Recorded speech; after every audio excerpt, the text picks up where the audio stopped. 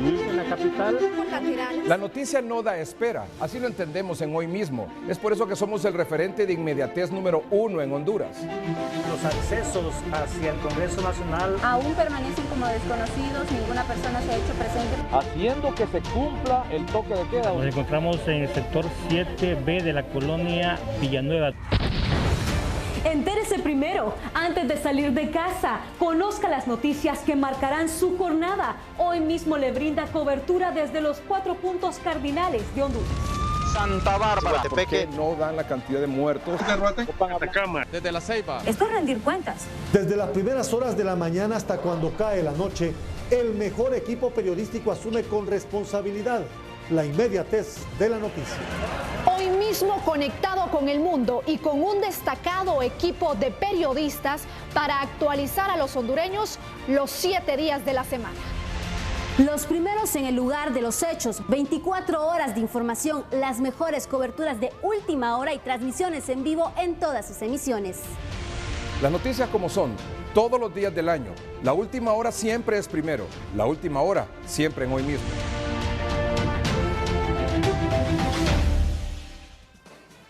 Buenas tardes a todo el teleauditorio de Noticieros Hoy Mismo, edición estelar, hoy lunes 27 de abril del año 2020. Les saludamos desde la ciudad de Las Colinas, Damlí, donde este día pues los transportistas han detallado que tienen lo que son pérdidas económicas hasta el momento cuantiables, resultado de que del producto de toque de queda que se dio a partir del 16 de marzo, pues prácticamente las unidades se mantienen paralizadas, por lo que esperan pues que el gobierno pueda tener algún tipo de beneficios como la dotación de préstamos para poder volverse a reactivar, ya que ellos han asumido el compromiso de lo que es el pago de las planillas de sus empleados. Escuchemos a Oliverto Chávez, transportista.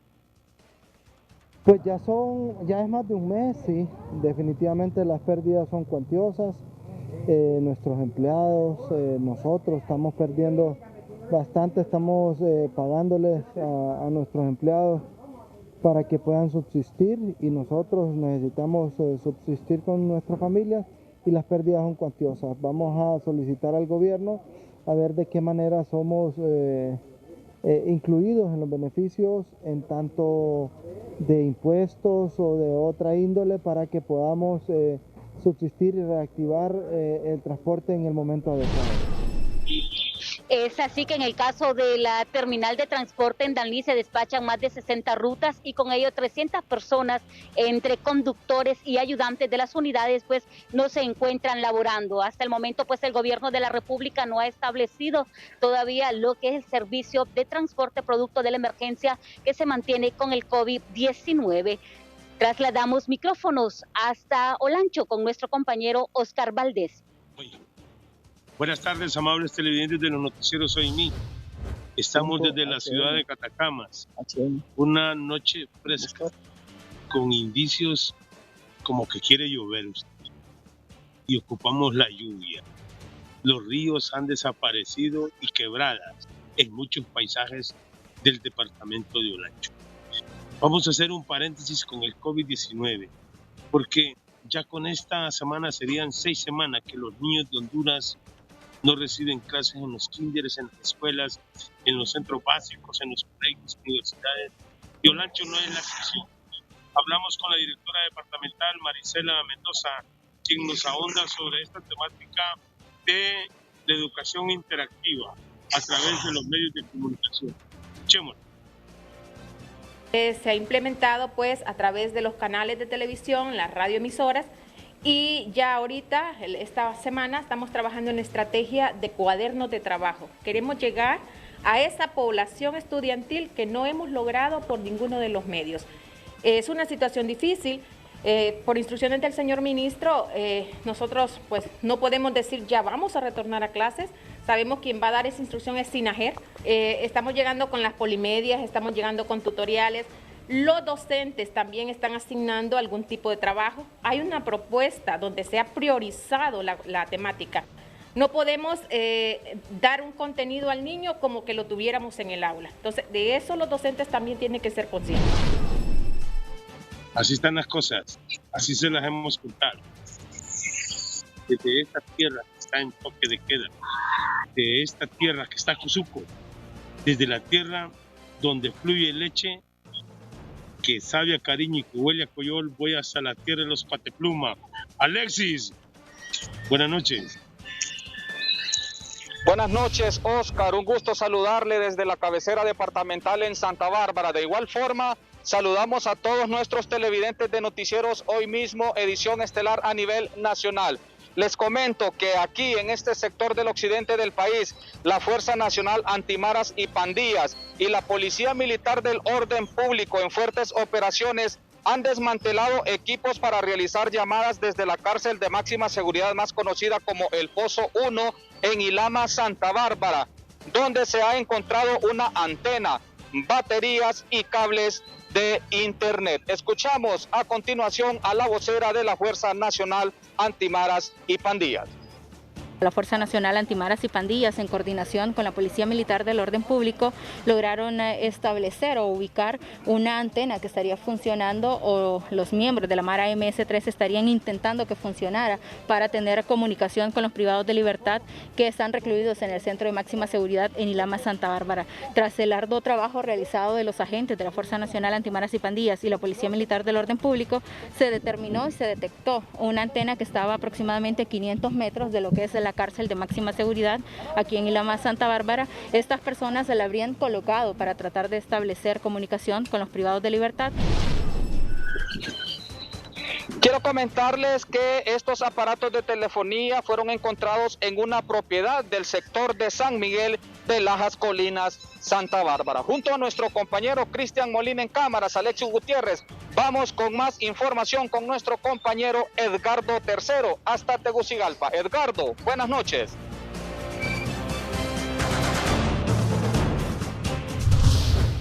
Gracias, Alexis. Buenas noches y un saludo a usted hasta la tierra Patepluma. Y así como usted nos da esta información, aquí en Tegucigalpa, una tarde en llamas en la zona alta del Distrito Central, como es Limones Primavera, Corralitos y otro sector aledaño al Parque Nacional Atigra. El C9, el Cuerpo de Bomberos, ICF y las Fuerzas Armadas, unidas en conjunto con los vecinos de estas aldeas cercanas a este Parque Nacional, dijeron presente para tratar de sofocar las llamas de estos incendios, los cuales amenazaban sembradíos y amenazaban diferentes casas de habitación. Escuchemos cuál fue el trabajo que realizaron de parte del teniente Cristian Sevilla del Cuerpo de Bomberos. Sí, venimos ahorita a apoyar a los otros compañeros que están en esta zona de Limones. Nosotros venimos de el área de Corralitos, donde un incendio forestal de grandes proporciones, con ayuda de la comunidad y otras instituciones, hemos logrado contenerlo y extinguirlo. Ahorita venimos a darle apoyo aquí a toda la brigada del C9 del Ejército, con otros compañeros del Cuerpo de Bomberos que ya están aquí. ¿Cuánto personal se está laborando actualmente? ¿Un estimado de cuánto personal está laborando en estos incendios aquí en los alrededores? Bueno, aproximadamente en bomberos andamos unos 25 bomberos, y aparte del personal de las otras instituciones y personal de la comunidad que se ha sumado. Y escuchábamos al teniente de bomberos Sevilla, el cual él laboraba también en este incendio que estaba en Ranchos Corralitos, donde este incendio fue sofocado en compañía de los compañeros de Amitigra. La información continúa en Noticieros Hoy Mismo y nos vamos hasta la ciudad industrial con nuestro compañero Orlin. Buenas noches. La noticia positiva es presentada gracias a Claro. Subilo todo con el internet y llamadas ilimitadas de Claro. Actívalo marcando el asterisco 777 numeral opción 3. Claro que sí. Bien, muchísimas gracias. Me acompaña María Elena Cerrato, coordinadora del programa Yo Aprendo en Casa. ¿En qué consiste, María Elena? Y son buenas noticias porque no hay excusa para perder el tiempo. Claro que no. Y muchas gracias, Orlin. Gracias por el espacio a tan distinguido programa de medio de comunicación Hoy Mismo. Pues bien, ¿de qué se trata nuestra campaña Yo Aprendo en Casa? Pues bien, es una iniciativa de EduTech de Centroamérica, ¿verdad? Donde el objetivo nuestro es ayudar a todas las personas, precisamente en este confinamiento, que podamos sacar provecho ¿verdad? Ya que estos programas son completamente gratuitos, ¿verdad? Únicamente es recibir el enlace, ¿verdad? Que nosotros estamos compartiendo por todas nuestras redes sociales, y una vez se inscriben a través de nuestro formulario, inmediatamente serán contactados por nuestros especialistas, nuestros académicos, que con todo gusto pues darán seguimiento. Este logo, muy llamativo por cierto, ¿nos puede hablar un poco de él? Bien, nuestro lema es: la educación no acaba, solo se transforma. Esto es para poder darle seguimiento, ¿verdad?, a lo que sigue después de una vez finalice todo esto del COVID-19, ¿verdad? Poder estar capacitados y preparados con todas estas herramientas que afortunadamente pues EduTech de Centroamérica les está dando a su alcance. Pasos para inscribirse rápidamente.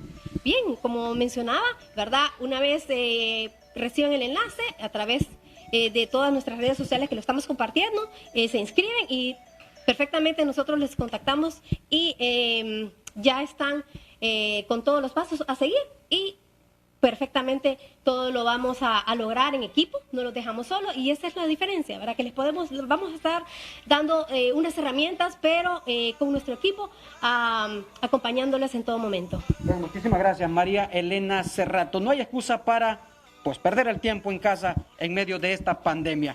Retorno a estudios principales. La noticia positiva fue presentada gracias a Claro. Subilo todo con el internet y llamadas ilimitadas de Claro. Actívalo marcando asterisco 777 numeral, opción 3. Claro que sí.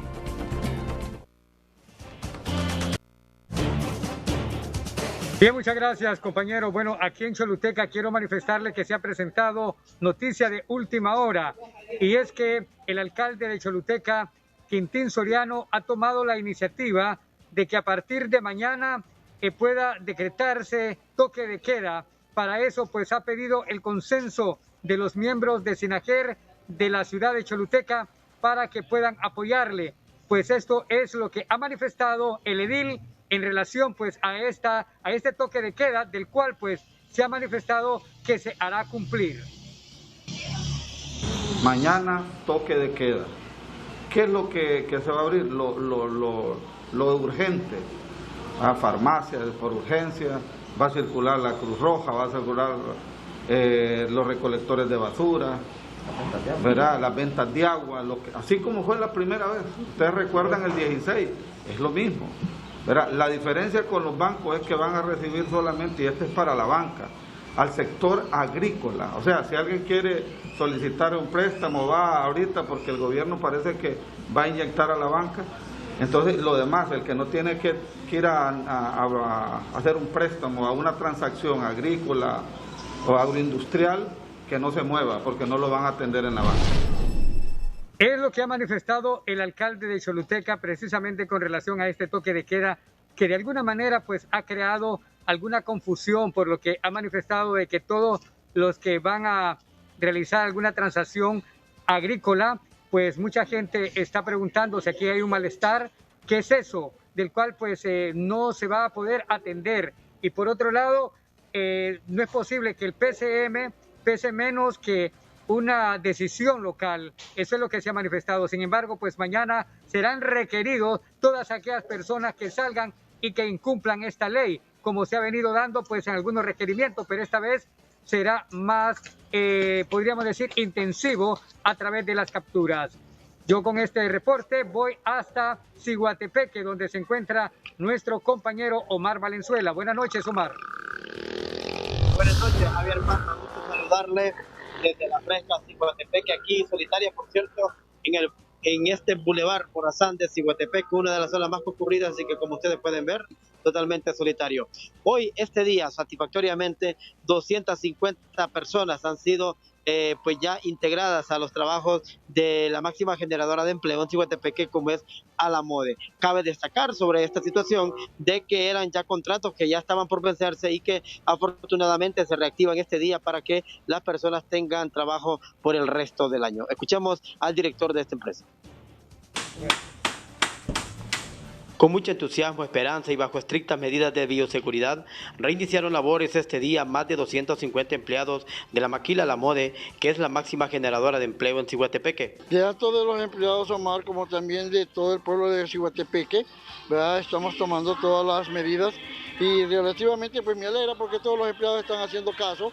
Ha sido un compartimiento con el personal muy alegre, muy contento, muy satisfechos y estamos logrando lograr llevar a cabo todas las medidas de seguridad para no tener ningún problema en el futurista.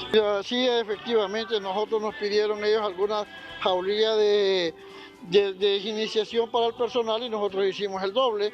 Hemos visto, como ustedes miraron, pues las partes de los lavamanos primarios, también tenemos secundarios dentro de la planta y así hay más todavía que cada persona pues está llevando a cabo la distancia que se requiere para poder lograr mantener aislado el personal de contaminación alguna. Asegura el jefe de esta planta que poco a poco estarían sumando más personal hasta normalizar la producción. Y esto más, todavía nosotros lo estamos operando con un 50% de nuestro personal. Sabemos que la economía es necesaria reactivarla, comprendemos que todos tenemos necesidades, todo se puede lograr siempre y cuando relativamente cada persona tenga la responsabilidad propia de poder lograr cumplir las higiene y seguridad. Desde la ciudad de Ciguatepeque para Noticieros Hoy Mismo, Omar Valenzuela. Bueno, esto es lo que nos ha manifestado don César Cazulá, es el director de esta planta, y que, repetimos, 250 personas, y cabe destacar que las medidas que se le pidieron por parte de las autoridades, sobre todo del CODEN acá en Ciguatepeque, fueron superadas realmente como un ejemplo a nivel nacional y ojalá que se continúe con estos casos en cero como se mantiene hasta el momento en Ciguatepeque. Yo desde aquí, desde el Boulevard Morazán, voy con usted, Gustavo Bustillo, hasta la novia de Honduras. Buenas noches.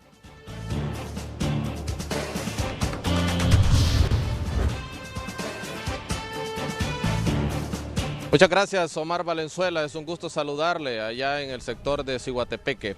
Puntualmente acá en la novia de Honduras, Evita la Bella, me encuentro en la avenida San Isidro. Y es que hay una leve llovizna y esto nos da esperanza que pronto puedan venir las lluvias, Dios primero.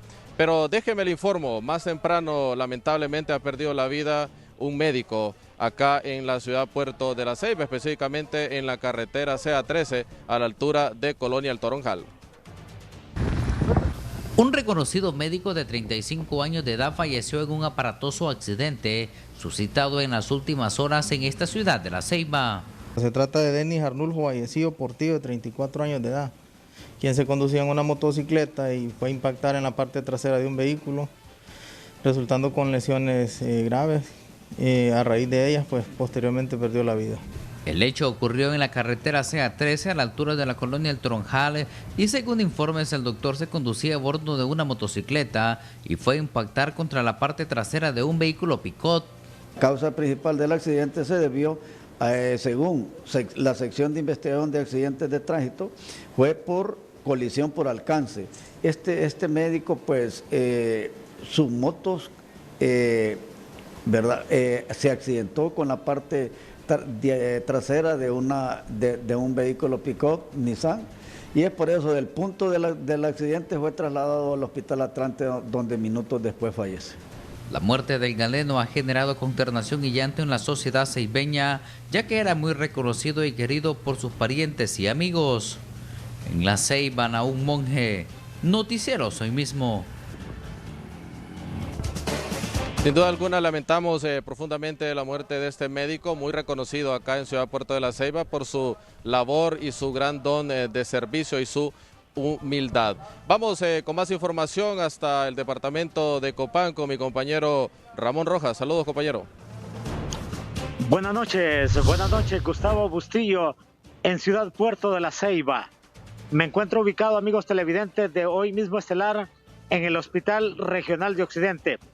Hoy en horas de la mañana la directora de salud anunciaba que habían 3 personas con síntomas de COVID-19, una procedente de la entrada de Copán y 2 de Santa Rosa de Copán.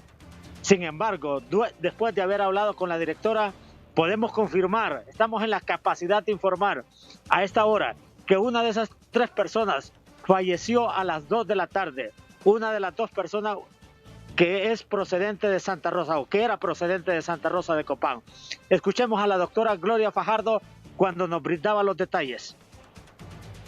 Tenemos 3 personas con sintomatología compatible con la definición de caso, 2 de Santa Rosa y 1 de la entrada.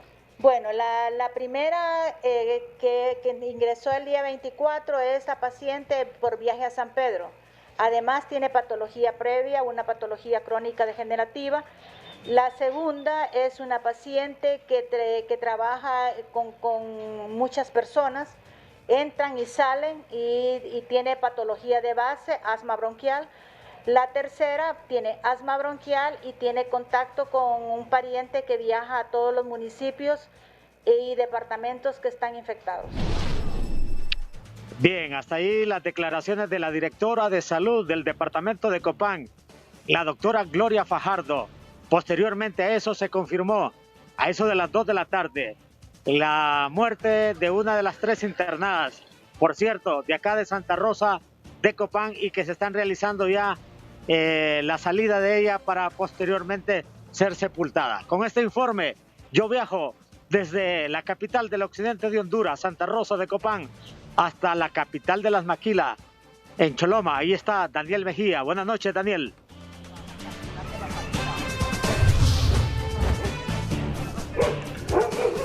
Buenas noches, compañero Ramón Rojas. Buenas noches, televidentes de Noticieros Hoy Mismo. Bueno, en horas de la mediodía se confirmó una persona que fue encontrada sin vida en la residencial Vía San Juan, carretera hacia la comunidad de La Jutosa, quien según las autoridades de salud y de las mismas autoridades de CODEM, esta persona con sospechas de COVID probablemente le ocasionó la muerte, pero esto es lo que nos amplía Alexander Mejía. Gracias, Daniel. En efecto, el día de hoy, pues repentinamente, según información de la doctora Carla, se nos notificó de que había una persona fallecida por los síntomas del COVID. Inmediatamente se hizo todo el protocolo de entierro y lógicamente ya la persona ya está bajo tierra, el cual pues se ha hecho con el cuerpo bombero, policía militar y sobre todo con la coordinación nuestra, el cual ya tenemos un espacio asignado para poder enterrar a estas personas que mueren por esta pandemia. De igual forma, toda la parte logística y coordinación pues lo hemos hecho desde acá para poder darle cristiana sepultura. Eso es lo que podemos informar desde el municipio de Choloma. Nos trasladamos hacia la ciudad del Progreso y Oro con nuestro compañero Javier Castillo. Buenas noches, Javier. Muchas gracias. Los negocios aquí en la ciudad del Progreso deben abrirse de manera inteligente, lentamente y utilizando las medidas de bioseguridad del caso, dice el empresario Raúl Cárcamo de la industria de la panadería en este municipio. Estamos ya al borde del colapso, está la situación cada día más difícil, estamos haciendo malabares, estamos haciendo casi magia para poder sostener los puestos de trabajo que nuestra empresa genera. Hoy hemos visto al amigo Roberto Contreras en San Pedro en una huelga de hambre. Hemos visto también en Tegucigalpa la Asociación de Restaurantes solicitándole al gobierno central que por favor vea la posibilidad de hacer una apertura inteligente de estos negocios que estamos dedicados al rubro de la comida. Nosotros que somos una panadería, el pan es un alimento del hondureño, de la dieta diaria, podemos sugerir, ¿verdad?, que nos den libertad de poder operar con todas las medidas de seguridad y de higiene respectivas, pero poder surtir nuestros productos a la ciudadanía. Si la gente lo puede adquirir en un supermercado haciendo su ingreso respetuosamente y con mucha educación, ¿por qué la gente no lo puede obtener en una panadería también de la misma manera? Solo agregar de que los salvoconductos para las empresas están eliminados en esta ciudad desde la semana anterior por las autoridades locales. Con este informe regreso a estudios. Muchísimas gracias, muy buenas noches, teleaudiencia de los noticieros hoy mismo en toda Honduras. Informaciones que trascienden desde Gracia Lempira. Siempre las organizaciones no gubernamentales se unen a la lucha de la emergencia del COVID-19. Ha sido la organización Plan Internacional para el departamento de Lempira que ha entregado equipo bioinformativo al Hospital Juan Manuel Gálvez de este departamento. ¿Para qué se va a hacer o para qué se va a utilizar? ¿En qué va a ser utilizado? Lo explica Francis Ardón, gerente de esta ONG para Lempira. Consiste sobre todo en equipo tecnológico, materiales que van a ayudar a fortalecer el aspecto educativo del hospital, ¿no? Creemos que ante esta situación y la pandemia que estamos pasando, pues es necesario fortalecer conocimientos también en el profesional de la salud y sobre todo brindar información a los usuarios de este centro hospitalario, ¿no? Entonces hemos considerado entregar desde unas sillas, mesas, archivos, 2 televisores, 2 datashop, impresora, material como papelería. Eso va a servir para que tanto en esta temporada puedan brindar información y fortalecer sus conocimientos, como también cuando estemos laborando desde la clínica de atención a adolescentes para prevenir el embarazo en adolescentes en la ciudad y en el departamento, pues pueda este equipo ayudar y fortalecernos a las acciones que el hospital realiza en este momento. Este equipo tecnológico informativo es parte de muchas donaciones que en las últimas semanas ha recibido el Hospital Juan Manuel Gálvez en el departamento de Lempira en esta cruzada de equipar a los centros asistenciales del país para enfrentar la emergencia del COVID-19. A esta hora, desde Gracias, es mi informe y vamos a una pausa acá en los noticieros hoy mismo. En noticias.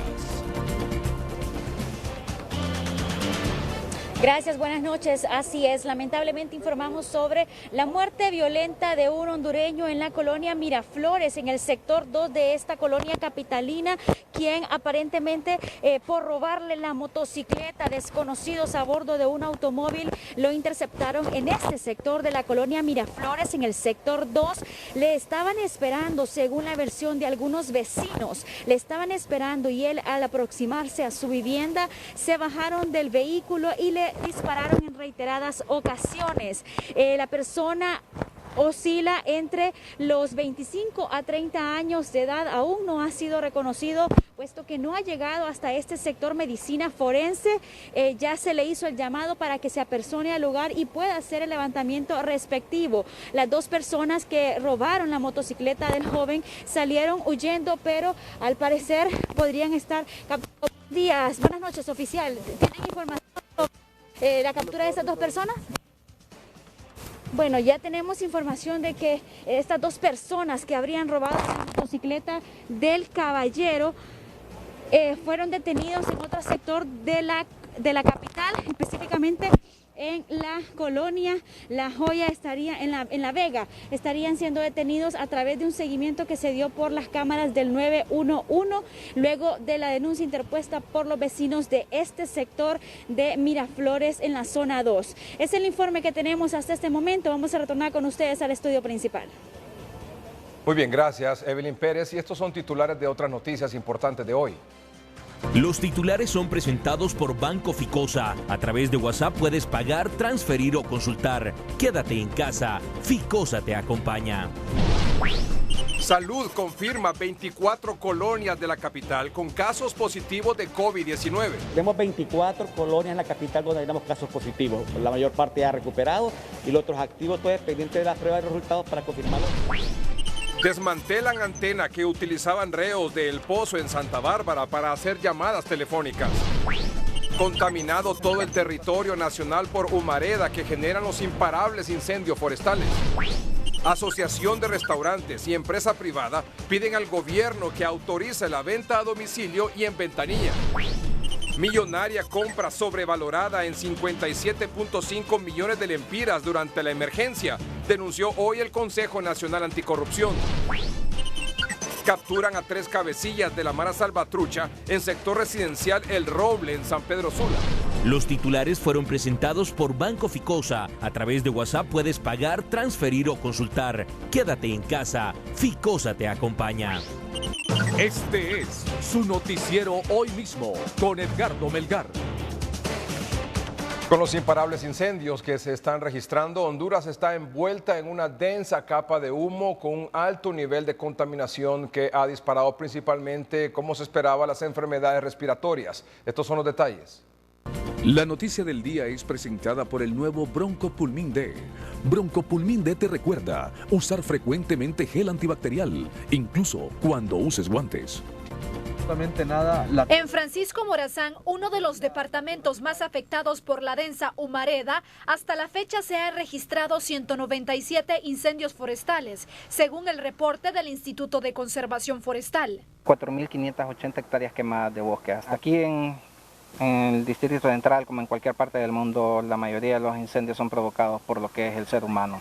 La inmensa capa de humo que cubre el cielo ha provocado que se disparen las enfermedades propias de la contaminación, principalmente las respiratorias, y se agraven las crónicas. Tenemos un incremento en los pacientes incluso que ya tienen una afección pulmonar de base, como es los pacientes asmáticos, tanto adultos como niños, y también en adultos con enfermedades pulmonares obstructivas crónicas. Todo esto nos viene a incrementar en un porcentaje que no es de menospreciarlo, puede llegar hasta el 20-30%, la asistencia en las salas de inhaloterapia, porque estos pacientitos pues tienden a recrudecerse y a su estado de base. Los especialistas recomiendan que además de las medidas de bioseguridad por la pandemia del COVID-19, las familias con miembros vulnerables tomen otras precauciones. En condiciones ideales, por ejemplo, mantener las puertas, las ventanas cerradas, encender el aire acondicionado para las personas que lo tienen, son cuestiones que de alguna manera favorecen.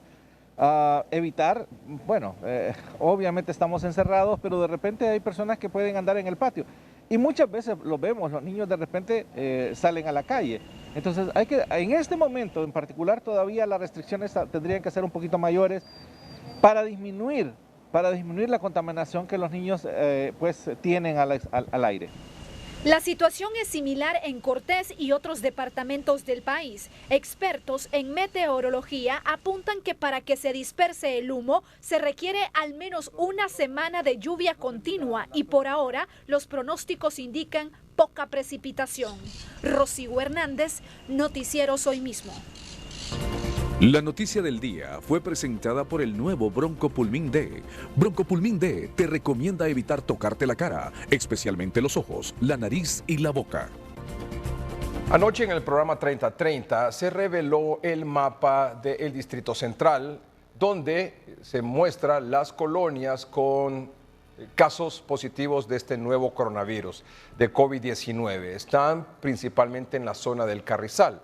Sin embargo, también hay otras colonias donde se reportan casos confirmados de este nuevo coronavirus. También se reporta, según ese mismo mapa, algunos casos de personas que han sido recuperadas del COVID-19, que han logrado salir de la crisis. Escuchemos brevemente lo que dijo anoche en el programa 3030 sobre este dato y veamos el mapa. El técnico de la Secretaría de Salud, el doctor Brady Lara, que es epidemiólogo.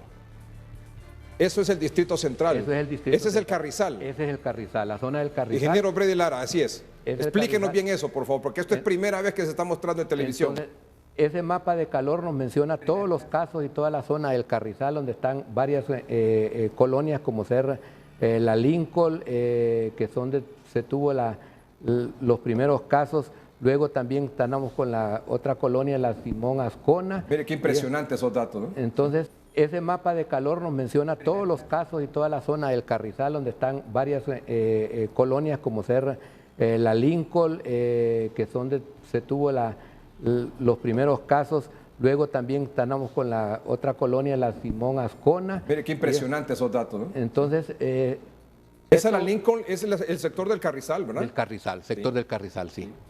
Y realmente el otro sector importante que tenemos, que son los casos de Villadela, que también están bastante concentrados en una zona, y otros casos que sí están un tanto esporádicos, como ser la zona del Bosque, que son 1, 2, 3 casos por el barrio Cabañas, el Bosque, la colonia 3 de Mayo, que hay 2, 3 casos,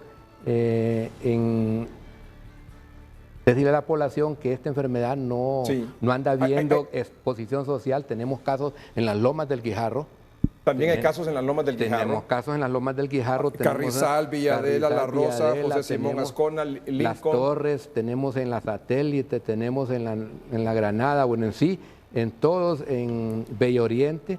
Entonces tenemos obviamente casos en toda la ciudad capital, con la diferencia de que el porcentaje de casos comparado con San Pedro Sula es bastante menor. Estamos hablando de 59 casos hasta el día de ayer en Tegucigalpa, comparado con los de San Pedro Sula, que ya están cerca de los 300 casos solo en el ¿Y todas esas colonias, esas zonas tienen algún seguimiento particular, doctor Brady Lara? Todas tienen un seguimiento, se ha estado dándole seguimiento, particularmente en Tegucigalpa el seguimiento ha sido exhaustivo de los casos, se han seguido todos.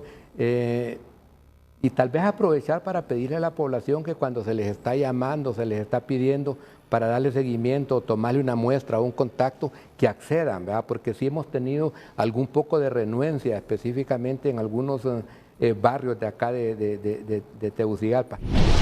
Sobre ese tema le hemos dado seguimiento hoy. Nos han confirmado que desde el viernes pasado la Secretaría de Salud bloqueó la colonia La Rosa, por ejemplo, por casos sospechosos de COVID-19. Y confirman también que hay 24 colonias capitalinas con casos positivos de este nuevo coronavirus. El día de ayer, en los casos reportados en la cadena nacional, se reportó un caso de aquí de la capital, que es originario de la Flor del Campo, que elabora en una fábrica de una empresa de azúcar, de la azucarera, en Las Torres, cerca de La Rosa. Mire, nosotros hemos venido trabajando con responsabilidad y trabajamos en base al reporte de los casos positivos de las muestras que nosotros mismos hemos tomado, ¿verdad? Entonces, el día del viernes decidimos hacer un bloqueo completo de la colonia La Rosa, en vista que tenemos 6 casos confirmados y tenemos 15 sospechosos. ¿Por qué decidimos? Porque estos pacientes que estaban en su vivienda andaban como en la calle, no hacían caso, por lo tanto entonces andaban contaminando. Decidimos entonces, como equipo regional, tomar la decisión de bloquear previo a la logística de conseguir el alimento. 2, ¿verdad? Conseguir el agua completa, agua potable, agua de la cisterna, para garantizar que el viernes cerramos, ¿verdad? ¿Cuándo vamos a aperturarla? Hasta que el último caso positivo se negativice. Tenemos 24 colonias en la capital donde tenemos casos positivos. La mayor parte ya recuperado y los otros activos, todo es pendiente de las pruebas de resultados para confirmarlos y catalogarlos como recuperados. ¿Hasta cuándo se mantiene este cerco epidemiológico en este sector, doctor? Mínimo va a ser 3 semanas, hasta que el último de los positivos, después de 16 días que tomaba la muestra, tomaba la segunda muestra de control, salga negativa, entonces podríamos considerar sí, quitamos el bloqueo. El otro tema también, de alguna manera controversial, polémico, porque ha suscitado también distintas opiniones, es el que se anunció también anoche en el programa 3030 por parte de la Secretaría de Salud. Es el caso de una menor de edad, una niña de 9 años que es procedente de el municipio de Mangulile, en el departamento de Olancho, muy cerca del departamento de Lloro. La niña falleció, confirmada de COVID-19. Falleció en un hospital en San Pedro Sula. No se sabe todavía con seguridad dónde se contagió la niña. Si fue en Mangulile, Olancho, si fue en Lloro, porque también recibió algún tipo de atención médica en Lloro, o fue en San Pedro Sula. Aquí está lo que dijo anoche el epidemiólogo Brady Lara. Este caso, una de las tareas de nosotros es identificar dónde se infectó. Y le expliqué que salió de Mangulile con problemas de desnutrición y un problema renal, y llegó a Lloro, y de Lloro fue mandada al Catarino Rivas. En ese transcurso, en todo ese trayecto, nosotros tenemos que investigar dónde fue una posible fuente de infección, desde su salida de su vivienda hasta el hospital Catarino Rivas, para determinar cuál fue el lugar que se contagió o se infectó la persona. Entonces, esta es tarea del trabajo de campo que hay que realizar. O sea, ¿usted puede decir que en Mangulile o en esa aldea de Mangulile hay COVID-19? La paciente que fue diagnosticada ayer procede de esa zona, y le digo que esto que tenemos que identificar exactamente dónde es que se infectó, porque eso nos va a permitir identificar qué casos más hay en ese lugar donde ella se infectó. Si fue en San Pedro, pues no tenemos que investigar mucho, pero si fue en las aldeas que estuvo en Yoro, que estuvo por 4 días, tenemos que identificar esa parte y es parte que están trabajando ya el equipo local. El ingeniero Martínez está mostrando ahí el sector de Mangulile, ingeniero. Efectivamente, que está el limítrofe con el departamento de Yoro y hay cierta cercanía con casos en Yoro y con este fallecido igual en Yoro.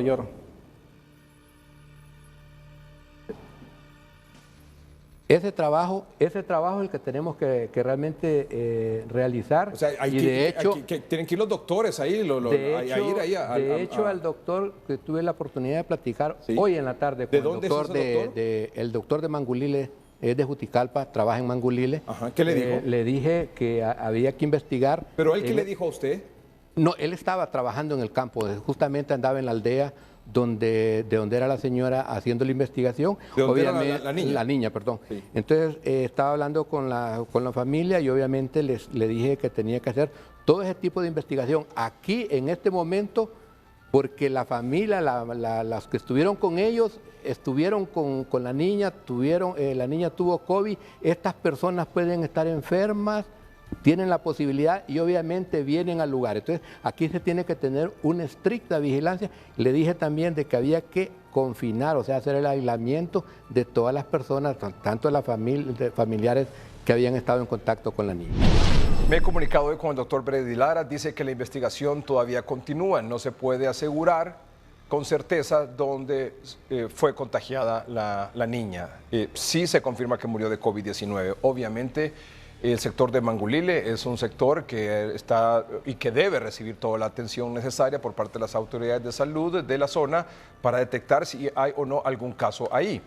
Mientras tanto, el alcalde de Mangulile, Olancho, el señor Ronnie Vladimir Pacheco, dijo hoy a Noticieros Hoy Mismo que en su sector no hay COVID-19, que la niña no se infectó ahí y que la madre que acompañó a la niña en su traslado a Yoro para recibir atención médica y luego a San Pedro Sula, donde finalmente murió, le pide a la madre que por favor no regrese a Mangulile por el momento. Solo quiero, ¿verdad?, aclarar la situación de la muerte de la niña, que es de acá de Mangulile, ¿verdad? Por los malos entendidos, la niña salió en los primeros días de abril con un problema de desnutrición para el hospital de Yoro. El hospital de Yoro estuvo internada algunos días y de ahí la trasladaron al Catarino Rivas a San Pedro. Posiblemente ella recibió el contagio y murió. Pero la madre, que era la única de la familiar que andaba con ella, pues no ha regresado, está allá. Estamos comunicándonos con ella para poderle hacer conciencia que no regrese acá mientras no cumpla la cuarentena, ¿verdad? Y nosotros ayer se envió una comisión de la familia a hacerle conciencia a la comunidad y hoy andan otra vez. Entonces nosotros estamos haciendo todo lo humano posible para contrarrestar esto, ¿verdad? A SINAGER le pedimos apoyo para fortalecer nuestros retenes, ya que los tenemos las 24 horas del día con la jurisdicción de Yoro.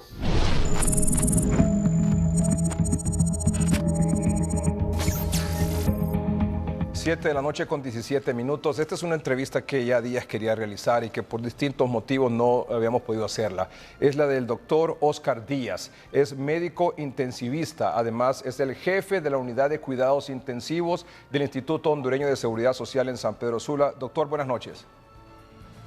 Muy buenas noches, don Edgardo, y a toda su teleaudiencia.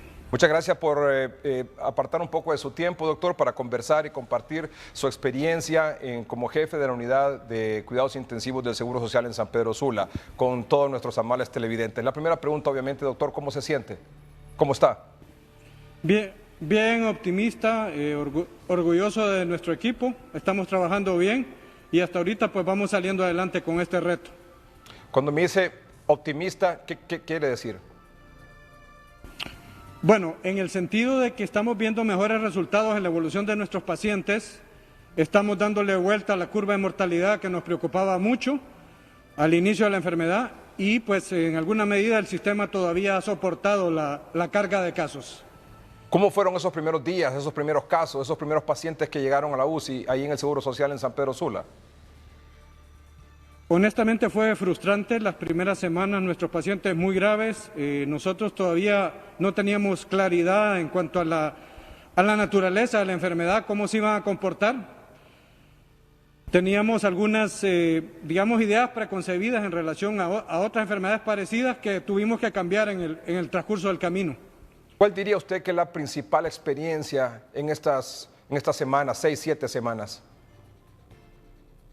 Lo más relevante es haber entendido cómo funciona el virus en el cuerpo humano, lo que está permitiendo hacer un tratamiento más efectivo sobre las personas y, por supuesto, reduciendo las complicaciones y la muerte, que es lo que en primera instancia es la primera meta. ¿Cuál es, diría usted, el momento más impactante que le ha tocado vivir en estas semanas, en esta emergencia? Bueno, indudablemente es el drama social para el paciente y para su familia, puesto que esta es una enfermedad muy excluyente. Es una enfermedad excluyente porque la persona desde que está hospitalizada queda aislada de su familia, el sufrimiento es intenso y muchas veces no tienen ni siquiera la posibilidad de despedirse de sus familiares cuando lamentablemente fallecen. ¿Usted ha tenido la oportunidad de conversar con los pacientes? Sí, indudablemente que sí. O sea, usted va a encontrar gente con espíritu optimista, gente que está muy deprimida, gente que tiene miedo a la muerte, es tremendo. ¿Hay algo que le haya impactado personalmente, doctor, de una de las conversaciones que tuvo con algún paciente que luego falleció? Sí, indudablemente que sí. En el Leonardo Martínez hubo un señor que estaba con una insuficiencia respiratoria muy severa. Él no quería que lo intubáramos, tenía la certeza de que no iba a sobrevivir, como lamentablemente así ocurrió días después. ¿Cuál diría usted que es la principal característica de este virus, doctor?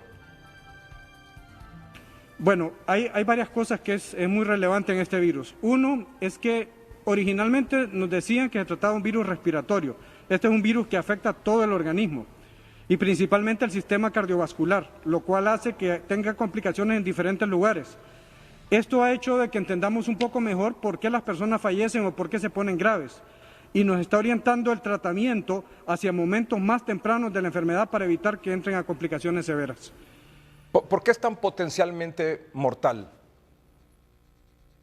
Fundamentalmente es por la facilidad con que se transmite. Es un virus que se transmite muy fácilmente y tiene que ver mucho con la activación del sistema inmunológico de las personas. Muchas personas, por diferentes razones, tienen su sistema inmunológico no fuerte. Por ejemplo, las personas que tienen enfermedades crónicas como la diabetes o las enfermedades cardíacas o la obesidad. Entonces, eso condiciona que el sistema inmunológico se comporte de una manera agresiva sobre el cuerpo humano, activado por la acción del virus. Y si el virus se transmite fácilmente, hace que el número de casos, pues como se ha visto alrededor del mundo, sea muy significativo. ¿Hay algo que se puede hacer ahora sobre todo para los pacientes con hipertensión, con obesidad, con diabetes, para fortalecer su sistema inmunológico? En general estamos tratando de buscar tratamientos que tratan de reforzar esas cuestiones. Lo primario es lo que se está proponiendo por parte de todos los sistemas de salud, la prevención, evitar enfermarse. Pero si uno se enferma, se está buscando tratamientos que modulen esa respuesta del sistema inmunológico para que no sea tan agresiva de manera que dañen de manera irremediable a la persona. Entonces han surgido una serie de trabajos de investigación que comprometen diferentes sustancias, algunas muy conocidas mediáticamente como la cloroquina, un antibiótico que se llama acitromicina o la ivermectina, que tienen que ser prescritas por un médico, pero en todo caso son medicamentos que ayudan a modular esa respuesta inmune. Hay un trabajo también muy interesante con un fármaco de uso común que estamos empezando a utilizar y que algún colega en los Estados Unidos ha estado haciendo protocolos que también nos ofrecen alguna esperanza de mejoría en los pacientes. ¿Cuál diría usted que es la fase de la enfermedad más importante para evitar complicaciones? Mire, este virus tiene 3 fases, digamos. Una fase inicial donde el virus se manifiesta con síntomas que generalmente son los primeros 3 a 4 días, pero los pacientes se complican alrededor del 5º hasta el 12 día. Ese es el momento crítico y es donde los médicos tenemos que estar todavía mucho más atentos de una serie de marcadores que nos indican el exceso de inflamación o el incremento de la producción de coágulos dentro de los vasos sanguíneos, porque esas son precisamente las complicaciones que hacen que las personas se pongan gravemente enfermas o que fallezcan. Cuando tiene problemas respiratorios y luego la inflamación.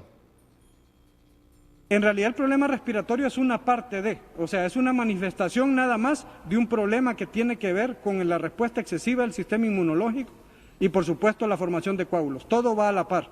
O sea que cuando una persona empieza a tener síntomas respiratorios, ese proceso del sistema inmune ya se ha activado. Doctor, la mayor parte de los pacientes que usted ha visto con COVID-19 han tenido que entrar a UCI. No, en general el número de pacientes que entran a cuidado intensivo es similar a lo que usted ve en la literatura extranjera. O sea, usted tiene un 80% de personas que tienen la presentación leve de la enfermedad o incluso asintomáticas. De ese 80%, alrededor de un 20% requieren hospitalización. Y dentro de ese 20%, más o menos un 10 a un 15% pueden requerir terapia intensiva. Con el ajuste del tratamiento que estamos buscando alrededor del mundo, estamos logrando reducir la tasa de pacientes que requieren terapia intensiva y eso sí es un punto muy importante, sobre todo para el sistema de salud nuestro que es precario, donde tenemos muy pocas camas de terapia intensiva para una necesidad masiva de casos. Por ejemplo, ¿usted diría que los factores que han predominado en los pacientes que usted ha visto confirmados de COVID-19 son los mismos que lo llevan a la muerte?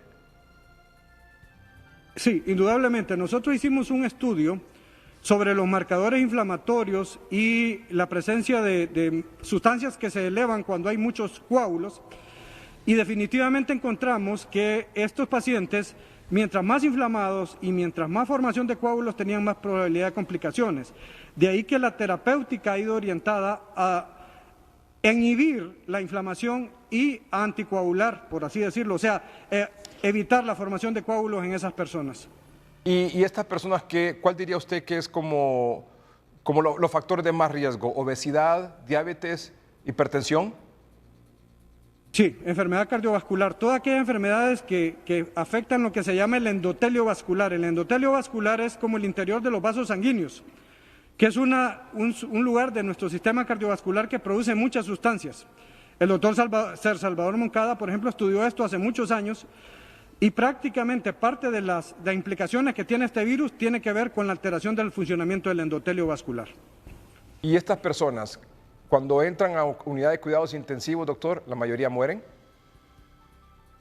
Bueno, al principio usted miraba cifras, por ejemplo, de mortalidad alrededor del 80%, y eso todavía en algunos hospitales en el extranjero usted lo mira. Nosotros hemos ido bajando esa curva y la meta nuestra es llegar a, si puede ser 0, quizás 0, pero nuestra meta es reducir que sea menos de 20% nuestra mortalidad. En este momento, ¿cómo ha bajado? Es decir, ¿hasta qué punto llegó y en este momento cómo está el porcentaje de letalidad? Nosotros empezamos con 70% en las primeras 2 semanas y después fuimos bajando de manera que ahorita estamos menos de 40%. De hecho, hoy este día en la unidad de cuidados intensivos del Seguro Social no tenemos ningún paciente hospitalizado. El último paciente lo egresamos hoy esta tarde. Y ese 70%, diría usted que era precisamente por lo que usted mencionaba al inicio, la frustración de no tener claro qué exactamente le podía llegar o no al paciente para recuperarlo. Había una combinación de factores. Primero eran personas mayores que tenían otras enfermedades muy graves, enfermedades cardíacas, obesidad, diabetes muy avanzada. Eso influyó, pero también influyó el hecho de que todavía la ciencia o los médicos no estábamos entendiendo bien el proceso de enfermedad. La ventaja que existe en la actualidad es que nosotros estamos aprendiendo de la experiencia de los países donde hubieron mayor número de muertos, como España, como Italia, como China, y rápidamente tuvimos que ir haciendo ajustes. Y sobre todo los informes de anatomía patológica, o sea, las autopsias de los casos de Italia y de Estados Unidos nos empezaron a enseñar muchas cosas que no conocíamos en los casos de China. ¿Usted cree, doctor, por ejemplo, hablando de eso, que se debería de hacer autopsia a las personas que fallecen de COVID-19 en Honduras? Es recomendable desde una perspectiva científica, sin embargo, en el país todavía el desarrollo de los centros de anatomía patológica es limitado en relación a bioseguridad. O sea, este tipo de procedimiento es bastante invasivo y riesgoso. Por eso, en alguna medida en China no se hicieron tantas autopsias. Desde un punto de vista puramente científico sí es importante, porque eso nos permite establecer con claridad cuándo han fallado los fenómenos de respuesta del paciente y cuándo también los tratamientos no han sido efectivos. Sí. Usted dice que hoy lunes 27 de abril no hay pacientes con COVID-19 en UCI del Seguro Social en San Pedro Sula. Correcto. ¿Es el primer día? Es primer día desde el 18 de marzo. ¿Es el primer día desde que usted atiende pacientes en UCI en el Seguro Social en San Pedro Sula con COVID-19? ¿Hoy es el primer día que no hay ninguno en esa unidad? Correcto. ¿A qué lo atribuye?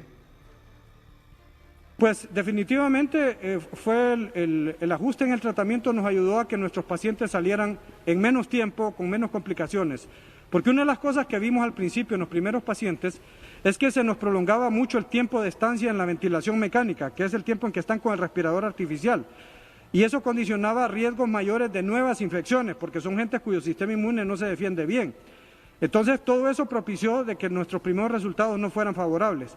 Cambiamos la estrategia de tratamiento, fuimos haciendo ajustes y seguimos haciendo ajustes. De hecho, esta es una enfermedad que durante el transcurso del tiempo, cada semana, van a haber cosas nuevas y vamos a ir aprendiendo cosas nuevas para ir tratándola mejor. Por ejemplo, esa tabla de tratamiento en distintas fases de la enfermedad, evidentemente la otra semana podría recibir algún tipo de ajuste, quitar una cosa, agregar otra o hacer este tipo de combinación, por ejemplo. De hecho, hoy mismo, esta mañana, hicimos un ajuste en que introducimos un medicamento propuesto por el doctor Sierra Hoffman, que es un hondureño radicado en Estados Unidos, que él está trabajando con un medicamento que se llama colchicina y hoy lo hemos introducido ya en nuestro protocolo. Nosotros estamos con una mentalidad y una perspectiva abierta, escuchamos con humildad, con atención científica y vamos haciendo ajustes en el camino. Si aparece nueva literatura que todos los días estamos revisando, vamos haciendo ajustes. ¿Ese medicamento nuevo al que agregaron, para qué es? ¿En qué etapa se recomienda? Este medicamento lo estamos iniciando ya en etapas tempranas porque tiene dos efectos principalmente. Un efecto antiviral propiamente y un efecto en relación al sistema inmunológico. Porque nosotros a este punto estamos utilizando un medicamento que se llama tocilizumab, que es un medicamento biológico altamente caro, poco disponible, del cual hemos tenido algunos resultados buenos, pero no tenemos una sostenibilidad, digamos, financiera, ni de disponibilidad en la industria farmacéutica en el largo plazo como para decir que tendríamos para muchos casos. Entonces tenemos que ir buscando opciones que sustituyan a este medicamento. ¿Los medicamentos para el tratamiento estos son caros y son escasos? Sí, son caros y son escasos y en el mundo existe prácticamente una carrera alrededor de estos tratamientos. Entonces, por lo tanto, hace que los países desarrollados vayan rápidamente estableciendo sus existencias y los países en vías de desarrollo estamos en la fila de compras.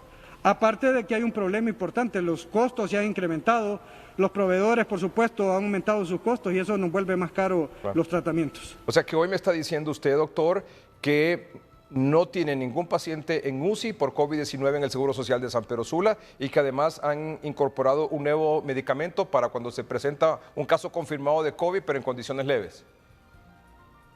En condiciones leves y lo vamos empleando incluso en el transcurso de su evolución, aunque tengan presentación moderada severa. Lo que estamos buscando es tener alternativas que sean viables desde el punto de vista financiero y efectivas desde el punto de vista terapéutico para poder tratar a nuestros pacientes con seguridad, sobre todo si vamos a seguir teniendo muchos casos, que es lo que parece ser de acuerdo a la curva epidemiológica. ¿De qué se mueren? ¿De neumonía o de una trombosis? Honestamente predominan más las infecciones secundarias y por supuesto la trombosis. Indudablemente, son como los dos factores, infecciones secundarias y trombosis. Una persona que está con alguna enfermedad preexistente y está en una sala de COVID-19, puede ser sospechoso, no tenemos la prueba todavía, y otro que sí está confirmado, mueren. ¿Usted podría decir que murió con COVID o murió de COVID? Nosotros estamos en alguna medida siguiendo las definiciones de caso y entonces en todo caso, si el paciente cumple, digamos, criterios indirectos que pueden ser los hallazgos en sus rayos X de tórax, en su tomografía torácica, la presencia de marcadores inflamatorios, entonces uno dice, bueno, este paciente muere por la infección por COVID, pero puede morir por complicaciones asociadas al COVID, es decir, hizo un embolismo pulmonar, hizo un infarto, hizo una neumonía secundaria o murió directamente por la enfermedad. Son escenarios diferentes. ¿Y usted diría que aunque haya un tratamiento y alguna tabla ya más o menos preestablecida para las distintas etapas de un paciente con COVID-19, cada tipo de tratamiento es personalizado? Sí, es tan personalizado como la misma respuesta del sistema inmunológico. Los seres humanos tenemos lo que se llama respuesta inmune innata, que es algo que nos trae desde que nacemos, nuestra genética. Hace que algunas personas se comporten de una manera ante un mismo insulto, por así decirlo. O sea, usted puede tener, por ejemplo, 2 hermanos con COVID y uno puede ser que se comporte de una forma muy agresiva y el otro puede hacer que no, y eso tiene que ver con la respuesta inmunológica. Entonces, eso nos hace que en determinado momento nosotros tenemos que volver el tratamiento individual, de acuerdo a las necesidades de los pacientes. Por eso es que no hay una bala mágica para el tratamiento de COVID, o decir un solo tratamiento, realmente son tratamientos en diferentes facetas y ámbitos de la enfermedad. Doctor, al inicio también se hablaba mucho que los ventiladores mecánicos, esto eran como la salvación del paciente, ¿hoy no lo son? El ventilador mecánico es un soporte, es un puente que le permite a usted sobrevivir en tanto en cuanto su función respiratoria mejora. Pero no es como el fin supremo, es decir, de hecho nosotros estamos procurando emplear lo menos invasivo posible, y cuando digo lo menos invasivo es evitar, por ejemplo, lo más que se pueda la intubación de los pacientes y utilizar sistemas alternativos de soporte respiratorio para reducir el riesgo de infección. Porque, por ejemplo, en las cifras de la mortalidad, digamos, en Nueva York, donde está alrededor del 80%, esos pacientes están muriendo principalmente de infecciones secundarias. Entonces, eso es una cosa que estamos aprendiendo rápidamente y estamos buscando alternativas dentro del concepto de ventilación mecánica, utilizar cosas menos invasivas. Doctor, ¿podría llegar el momento, porque usted dice que eventualmente van a seguir llegando más pacientes y que la curva obviamente no está aplanada todavía, sino que es ascendente? ¿Puede llegar el momento, o no sé si le ha tocado a usted decidirlo ya en estos más de 40 días con pacientes todos los días ahí en UCI, que por ejemplo le toca decidir quién no entra a UCI porque probablemente tiene diabetes, tiene sobrepeso y tiene hipertensión versus otra persona que quizás tiene más probabilidades de vivir? En general, en las unidades de cuidado intensivo, no solamente en COVID, siempre existe lo que se llama criterios de prioridad para ingresar a una unidad de cuidados intensivos. Todo tiene que ver con la posibilidad de supervivencia. Entonces, en ese sentido, todos los médicos que nos dedicamos a la medicina intensiva, nos toca en algún momento hacer una especie de evaluación de las posibilidades del paciente, y siempre se le da prioridad a los pacientes que tienen más posibilidades de sobrevivir con mejor calidad de vida. Eso ocurre en general. En COVID, lamentablemente, por el número masivo de casos, ha ocurrido tragedias como las que ustedes pudieron ver en los medios, en Italia, en España, por ejemplo en Ecuador, en Guayaquil, donde el sistema de salud colapsó y las personas ni siquiera podían llegar a una asistencia primaria. Oh, qué lástima. ¿Se cortó la señal? Sí, si lo podemos recuperar, por favor, porque está sumamente interesante la conversación con el doctor Oscar Díaz, que es intensivista del Instituto Hondureño de Seguridad Social en San Pedro Sula. De hecho, es el jefe de la unidad de cuidados intensivos. Y destacar, de entre todas las cosas que nos está diciendo, esto del primer día, son más de 40 días, no sé, son como 42 días aproximadamente, que la unidad de cuidados intensivos no tiene un paciente con COVID-19, porque precisamente el tratamiento que se ha ido poco a poco descubriendo que da resultado, obviamente unos más que en otros pacientes, pues ha permitido que los contagiados con este nuevo coronavirus no ingresen a la unidad de cuidados intensivos. Este es el primer día y creo que es importante destacar eso. Y esto de tener una tabla ya definida es el producto o es el resultado de que el gobierno abra su mente, abra las opciones para que otros especialistas en la materia puedan sugerir, recomendar y consensuar un tratamiento que pueda dar resultados. Obviamente en esto no hay nada que esté demostrado, no hay nada que sea tan certero, no hay nada que esté confirmado que efectivamente funciona, es como una especie de prueba-error, y es lo que el doctor estaba explicando, que se sentía frustrado al inicio de no tener la varita mágica, evidentemente no se tiene todavía, pero para poder sanar a un paciente con COVID-19 en el transcurso del tiempo. Bueno, y eso permitió que no pocas personas fallecieran en el país por la enfermedad. En el transcurso del tiempo se ha ido ya probando nuevos medicamentos, como el que hoy, por ejemplo, decía él, hemos agregado a esta tabla para intentar salvar la vida de pacientes que se complican probablemente con alguna enfermedad de base y que tienen que llegar a la unidad de cuidados intensivos. Vamos a hacer un corte comercial mientras tratamos de recuperar la señal con el doctor Oscar Díaz y seguir esta interesante conversación. Ya volvemos. El personal médico decide quién vive y quién muere. Por su compromiso con la verdad. Va a colapsar el sistema y que puede ocurrir lo que está pasando en países como España, Italia. Porque ni modo se mueren. Así. Ni modo se mueren. Los escenarios futuros son demoledores, son catastróficos, son de proporciones bíblicas. Con un periodismo serio y profesional. Deben adoptar medidas drásticas. Con información confirmada y noticias exclusivas. En primicia informativa, lastimosamente se dio a conocer la muerte de la doctora Edgardo Melgar, el periodista con más credibilidad.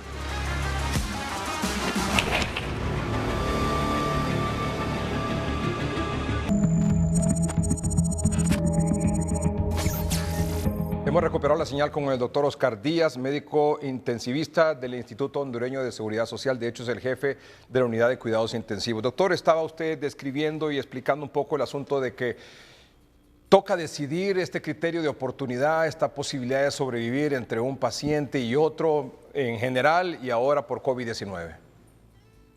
Sí, indudablemente, como le explicaba, ese es quizá el mayor drama que un médico debe enfrentar a la hora de hacer este tipo de selección, porque como hemos comentado, los médicos no somos Dios, no tenemos ninguna potestad sobre la vida y los criterios éticos nos implican pues siempre tratar de ofrecer lo mejor.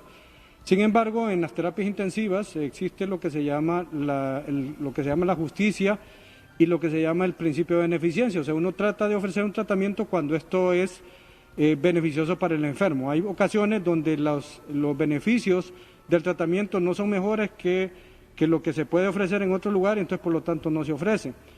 Como le explicaba, lamentablemente en esta enfermedad el problema es que los requerimientos de terapia intensiva son elevados y masivos, entonces hace que en algún momento se forme como un teatro de guerra, entonces incluso cambia el ambiente ético y entra lo que se llama el concepto de ética utilitaria, que es donde usted de alguna medida le toca estar haciendo esa expresión metafórica de jugar a Dios, y eso es horrible. O sea, realmente no quisiera yo verme ni ver a ningún colega en esa disyuntiva de tener que estar decidiendo entre dos personas y solo tener, por ejemplo, una cama. Eso es algo realmente traumático. ¿Le ha tocado eso en este momento, en estos casi, 40, 41 días con pacientes de COVID-19 en UCI del Seguro Social? No, hasta ahorita, gracias a Dios, no. El máximo nivel de ocupación, nosotros tenemos 14 camas. Y nuestro máximo nivel de ocupación llegó a ser 12 camas. O sea, siempre tuvimos 2 camas disponibles. No, gracias a Dios todavía no nos hemos visto en esa situación. ¿Está preparado para tomar esa decisión? Pues le pido a Dios todos los días, en cada mañana, de que nos dé la oportunidad de poderle ofrecer a nuestros pacientes el mejor tratamiento. Y sinceramente, si usted me pregunta emocionalmente, no estoy seguro que ese día vaya a estar muy satisfecho o muy a gusto de ese trabajo. Sí. ¿Cómo hace usted, por ejemplo, en el caso de su familia? Porque usted está expuesto todos los días al COVID-19. Quizás la persona más expuesta junto con su equipo, por supuesto. Sí, somos un equipo de médicos y enfermeras. La verdad es que este tipo de disciplina médica somos pocos en la ciudad y en el país. Entonces sí nos toca una alta exposición. Eso nos obliga a tomar medidas personales de aislamiento. De hecho, yo tengo ya ahorita el tiempo que lleva la epidemia de estar aislado en mi casa. Tengo, por así decirlo, un acceso diferente, no tengo un acceso directo con mis familiares y pues sí, es algo complejo. Tengo un niño pequeño al cual para poder verlo tengo que aplicar un protocolo de desinfección muy fuerte y poderlo ver tal vez unas 2 o 3 veces por semana como máximo. Entonces sí implica un sacrificio personal, pero honestamente yo quisiera poner en el contrapunto el sacrificio mayor de los pacientes. O sea, nuestros pacientes entran a la enfermedad y aunque no tengan su fase grave, muchos de ellos están 2, 3 semanas aislados de su familia. Por ejemplo, para nosotros fue muy emocionante ver que por fin, después de 3 semanas, una de las familiares pudo visitar a uno de nuestros pacientes en la UCI con medidas de seguridad y eso fue algo muy bueno para aquella persona. Entonces realmente ese drama me parece que es donde deberíamos enfocarnos, el drama de las personas, de las familias, que están con el miedo de que pueden perder a su familiar y que no pueden siquiera estarlo viendo. Sí. Doctor, no sé, me preocupa mucho el paciente confirmado asintomático que lo mandan a su casa. Mira, este es un tema que hemos evaluado en la salud pública. Honduras tiene, digamos, hay cosas que pueden permitir a tener estrategias de enviar a la gente a casa y hay cosas que no. O sea, nosotros tenemos que entender, por ejemplo, que en la población hondureña existe mucho hacinamiento en sus viviendas. Entonces usted dice, ¿cómo puedo mandar yo a una persona digamos, a aislamiento a su casa si viven en un cuarto, digamos, con una sola habitación y conviven 4, 5 hasta 8 personas? Eso es una cosa que en la vida real es un poco compleja de aplicar. Lo segundo es que las personas, el hondureño en general, no es muy disciplinado. Si usted compara, por ejemplo, el comportamiento del hondureño con las medidas de aislamiento con países que tienen mayor nivel cultural, como Costa Rica, por ejemplo, usted va a encontrar diferencias significativas. Entonces, todo eso hace que algunas veces el mandar al paciente a casa a aislamiento se requiere de cierto nivel cultural, cierto nivel económico y compromiso del paciente para no andar circulando. Eso no siempre se cumple. Además, nuestro sistema de atención primaria no es tan fuerte en el sentido de que puede estar supervisando de manera activa esas personas que están confinadas en su casa. Entonces, sí es una estrategia que es compleja y que hay que ponerle mucha atención porque hay variantes significativas. O sea que en ese sentido es recomendable lo que muchos médicos le han dicho aquí en este mismo foro, que es recomendable a veces tener lugares donde usted puede cumplir ese aislamiento de una forma más adecuada para que la persona siga el tratamiento y para que no esté infectando a otras personas. Así es. ¿Qué consejo le daría usted a los médicos que lo ven esta noche? Bueno, ayer tuvimos un webinar del Colegio Médico que fue muy, digamos, muy visto por los colegas en el país y tuvimos la oportunidad de interactuar. Yo les envié un mensaje que lo voy a repetir hoy. Y el mensaje es que el mejor protocolo de tratamiento para nuestros pacientes implica indudablemente un compromiso con alma, vida y corazón nuestro sobre nuestros pacientes. O sea, usted puede elaborar guías muy bonitas, puede haber revisado miles de artículos, pero si usted no se compromete y está encima de su paciente y está pendiente de su evolución, difícilmente esos tratamientos van a ser efectivos. Entonces, aquí tenemos que vencer el miedo, que es natural, el miedo a enfermarnos, el miedo a morir, y nos toca cumplir con nuestra función para la cual estudiamos y para la cual es nuestra vocación. Entonces, ese mensaje es el mensaje que yo le di a mis colegas el día de ayer al finalizar este webinar. Doctor, con respecto a este virus, ¿seguirá ascendiendo la curva o la tendencia es que usted que vaya bajando?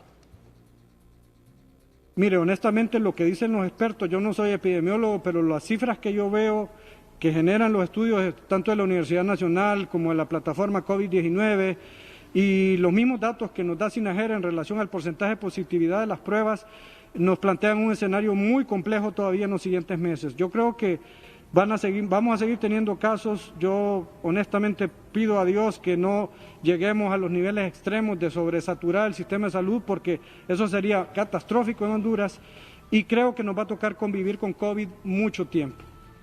¿Cuál es el mensaje para la población que usted nos quiere dejar esta noche?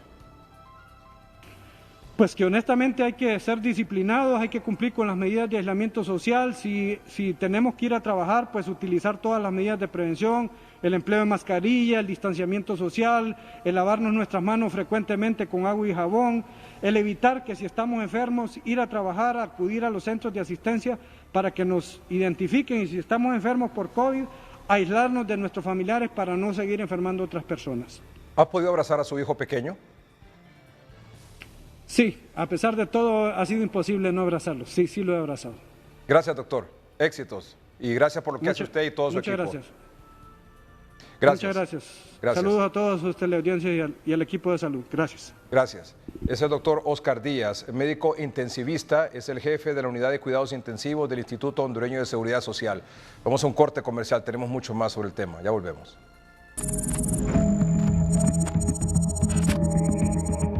Radiografía de cómo está el departamento de Cortés con respecto al COVID-19. Vamos, mire San Pedro Sula, prácticamente se ve invisible la ciudad. Entre Leonardo Martínez y el Hospital Catalino Rivas estamos hablando de 49 personas. fallecidas. ¿Qué impresión tiene de esto usted, doctor? Asustados porque creemos que la población no cree realmente en esto. ¿Cuál diría usted que es la principal condición o la causa por la cual fallecen o han fallecido estos pacientes? Están llegando los pacientes de forma muy tardía a los hospitales. Es feroz ese virus. La principal batalla se gana con la autorresponsabilidad de la población. ¿Podría decir usted conmigo, no tengamos pánico, simplemente seamos disciplinados, hay que cuidarse, pero no tener pánico? Sí, es importante casi no perder la cordura. Hemos integrado un batallón de bata blancas para poderle dar el frente aquí. Finalmente, después de estos 43 días, se ha comenzado ya a trabajar como se debe trabajar.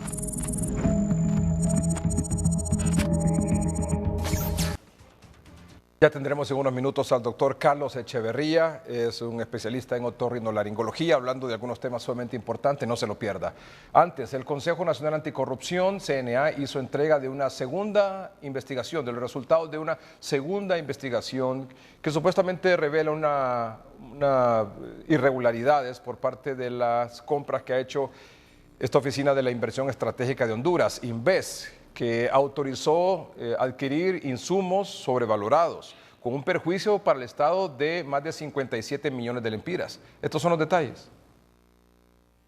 El Consejo Nacional Anticorrupción, CNA, verificó la adquisición de 874,000 mascarillas N95 con y sin filtro por un valor de 103,766,828 lempiras con 83 centavos. Y la compra de 1 millón de mascarillas descartables quirúrgicas por un valor de 22,366,314 lempiras con 55 centavos. El CNA identificó que la compra pudo haberse efectuado con una inversión solamente de 54%, equivalente a 68,566,740 lempiras.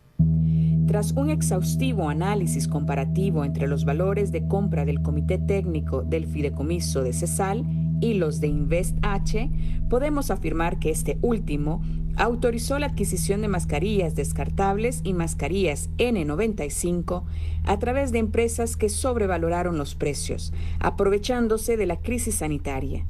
La Secretaría de Salud adquirió mascarillas N95 a un precio de 67 lempiras. Sin embargo, INVES autorizó compras a 3 proveedores. A la empresa Diconsa por un valor de 140 lempiras, a la sociedad Access Telecom por 119 lempiras con 54 centavos y Grupo GYT por 107 lempiras con 25 centavos, generando un perjuicio por 45,200,088 lempiras con 83 centavos. Pero recordemos que se han iniciado desde hace un par de semanas investigaciones por parte de fiscales y miembros de la ATIC en lo que es COPECO, en lo que es SINAGER, en lo que es INVES y en lo que es el Ministerio de Salud Pública en torno a las compras que han hecho en este estado de emergencia.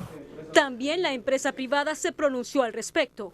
Necesitamos tener de nuestras autoridades esa credibilidad, ¿verdad? Y parte de esa credibilidad que se va ganando el día a día es la demostración de que los dineros del pueblo, los dineros públicos, se están manejando de manera transparente, se están manejando de manera correcta y que no se están aprovechando de una situación tan lamentable como la que estamos viviendo, que es una crisis humanitaria, de ninguna forma. ¿El COEP es parte de la Junta Directiva de INVES?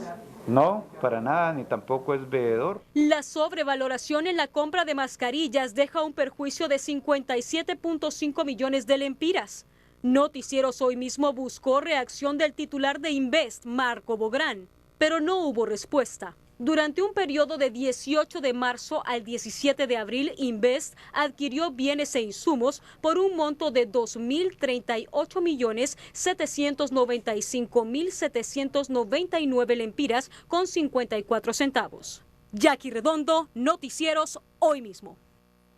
La dirigencia empresarial y la Asociación de Gastronomía de Honduras hicieron pública una posición sobre la necesidad de un reinicio inteligente de las operaciones en este rubro, con medidas de bioseguridad para sus empleados y por supuesto también para sus clientes. Estos son los detalles.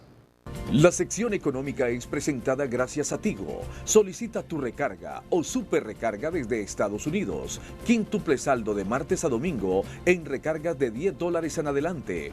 Más megas en tus super recargas. Tigo, en todo lo que te mueve. Ya transcurrieron más de 40 días de la alerta por la presencia del COVID-19 en el país y el cierre de estos negocios pone en riesgo la estabilidad laboral en la cadena de restaurantes.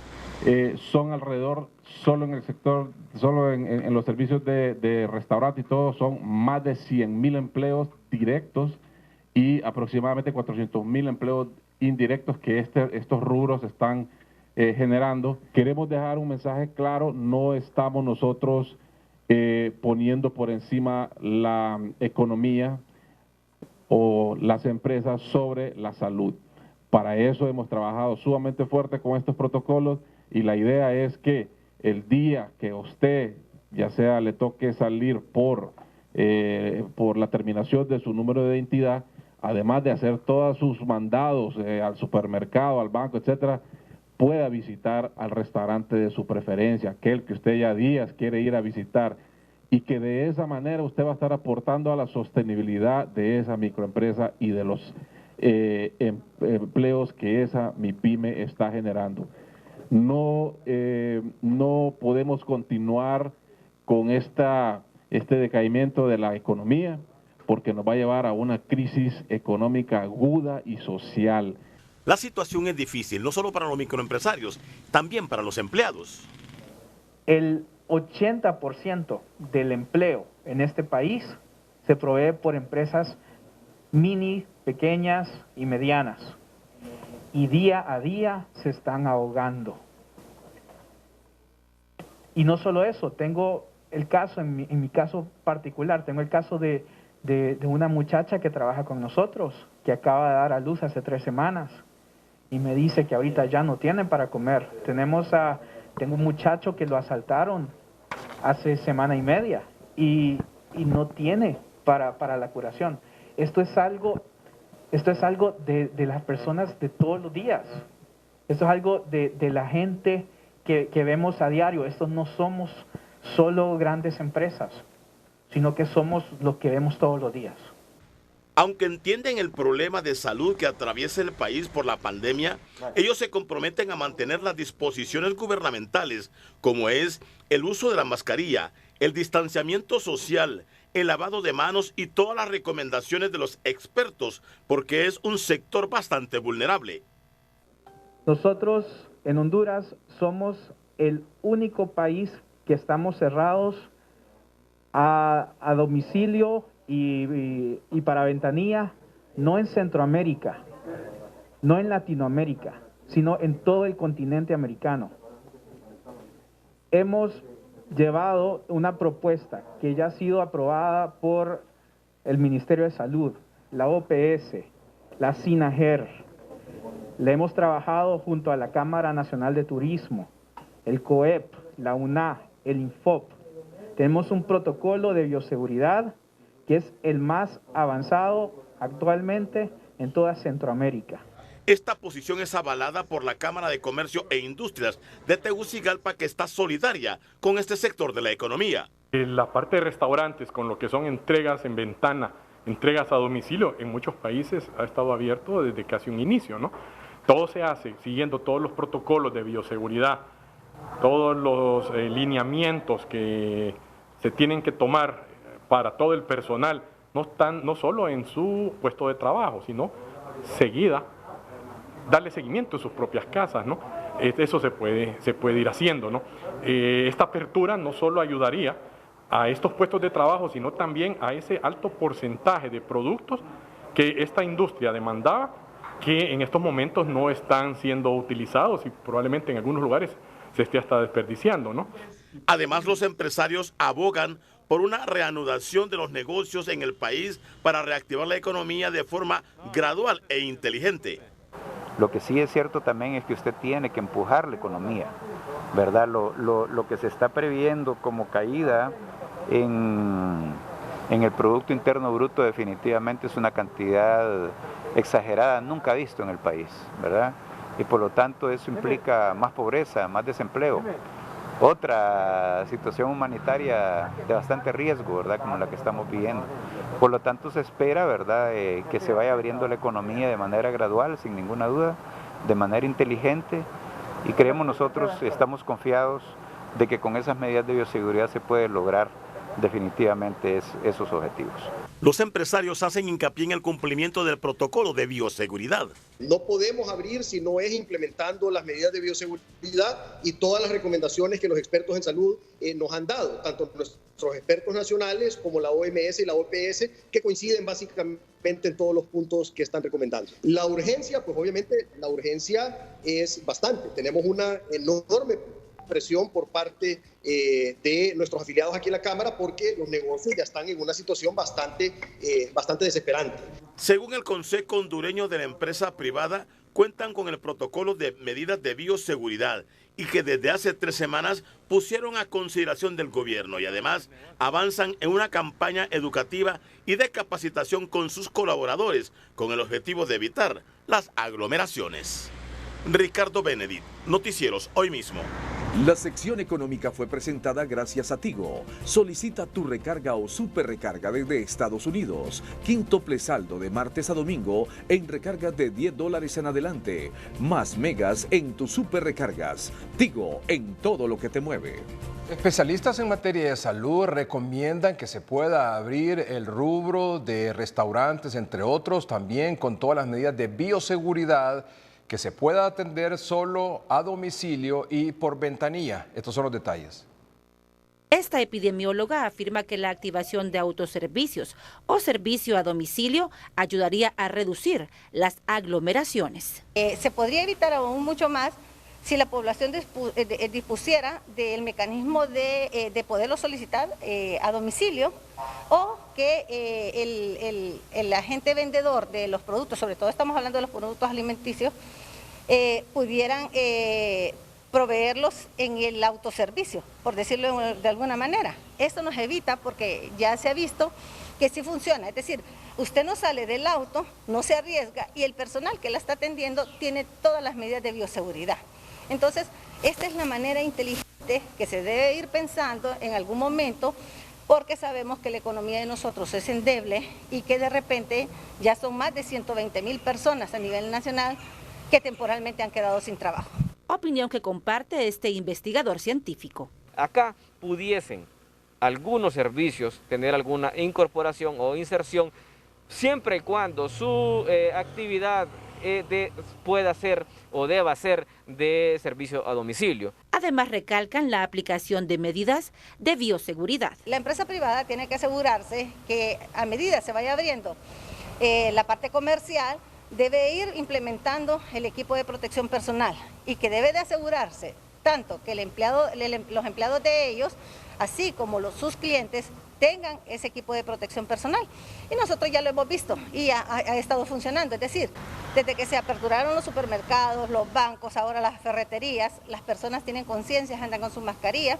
Y en estos espacios hay alcohol gel y hay algunos mecanismos para tomar la temperatura para poder asegurarle a la población que mientras esté en ese establecimiento se le asegura la bioseguridad. El rubro de los alimentos lamentó las millonarias pérdidas por el cierre de las empresas tras la emergencia por la pandemia del COVID-19, pero lamenta además la pérdida de empleos que esto ha generado en la micro, pequeña, mediana y gran empresa. Claudia Almendares, Noticieros Hoy Mismo. Vamos a hacer un breve corte comercial. Cuando regresemos vamos a conversar con el doctor especialista en otorrinolaringología, el doctor Carlos Echeverría. El doctor está ahí. Buenas noches, ¿me escucha, doctor? Sí, buenas noches, Edgardo, te escucho. Muy bien, gracias. Vamos a un corte y ya regresamos con usted, doctor. Muy amable. Gracias.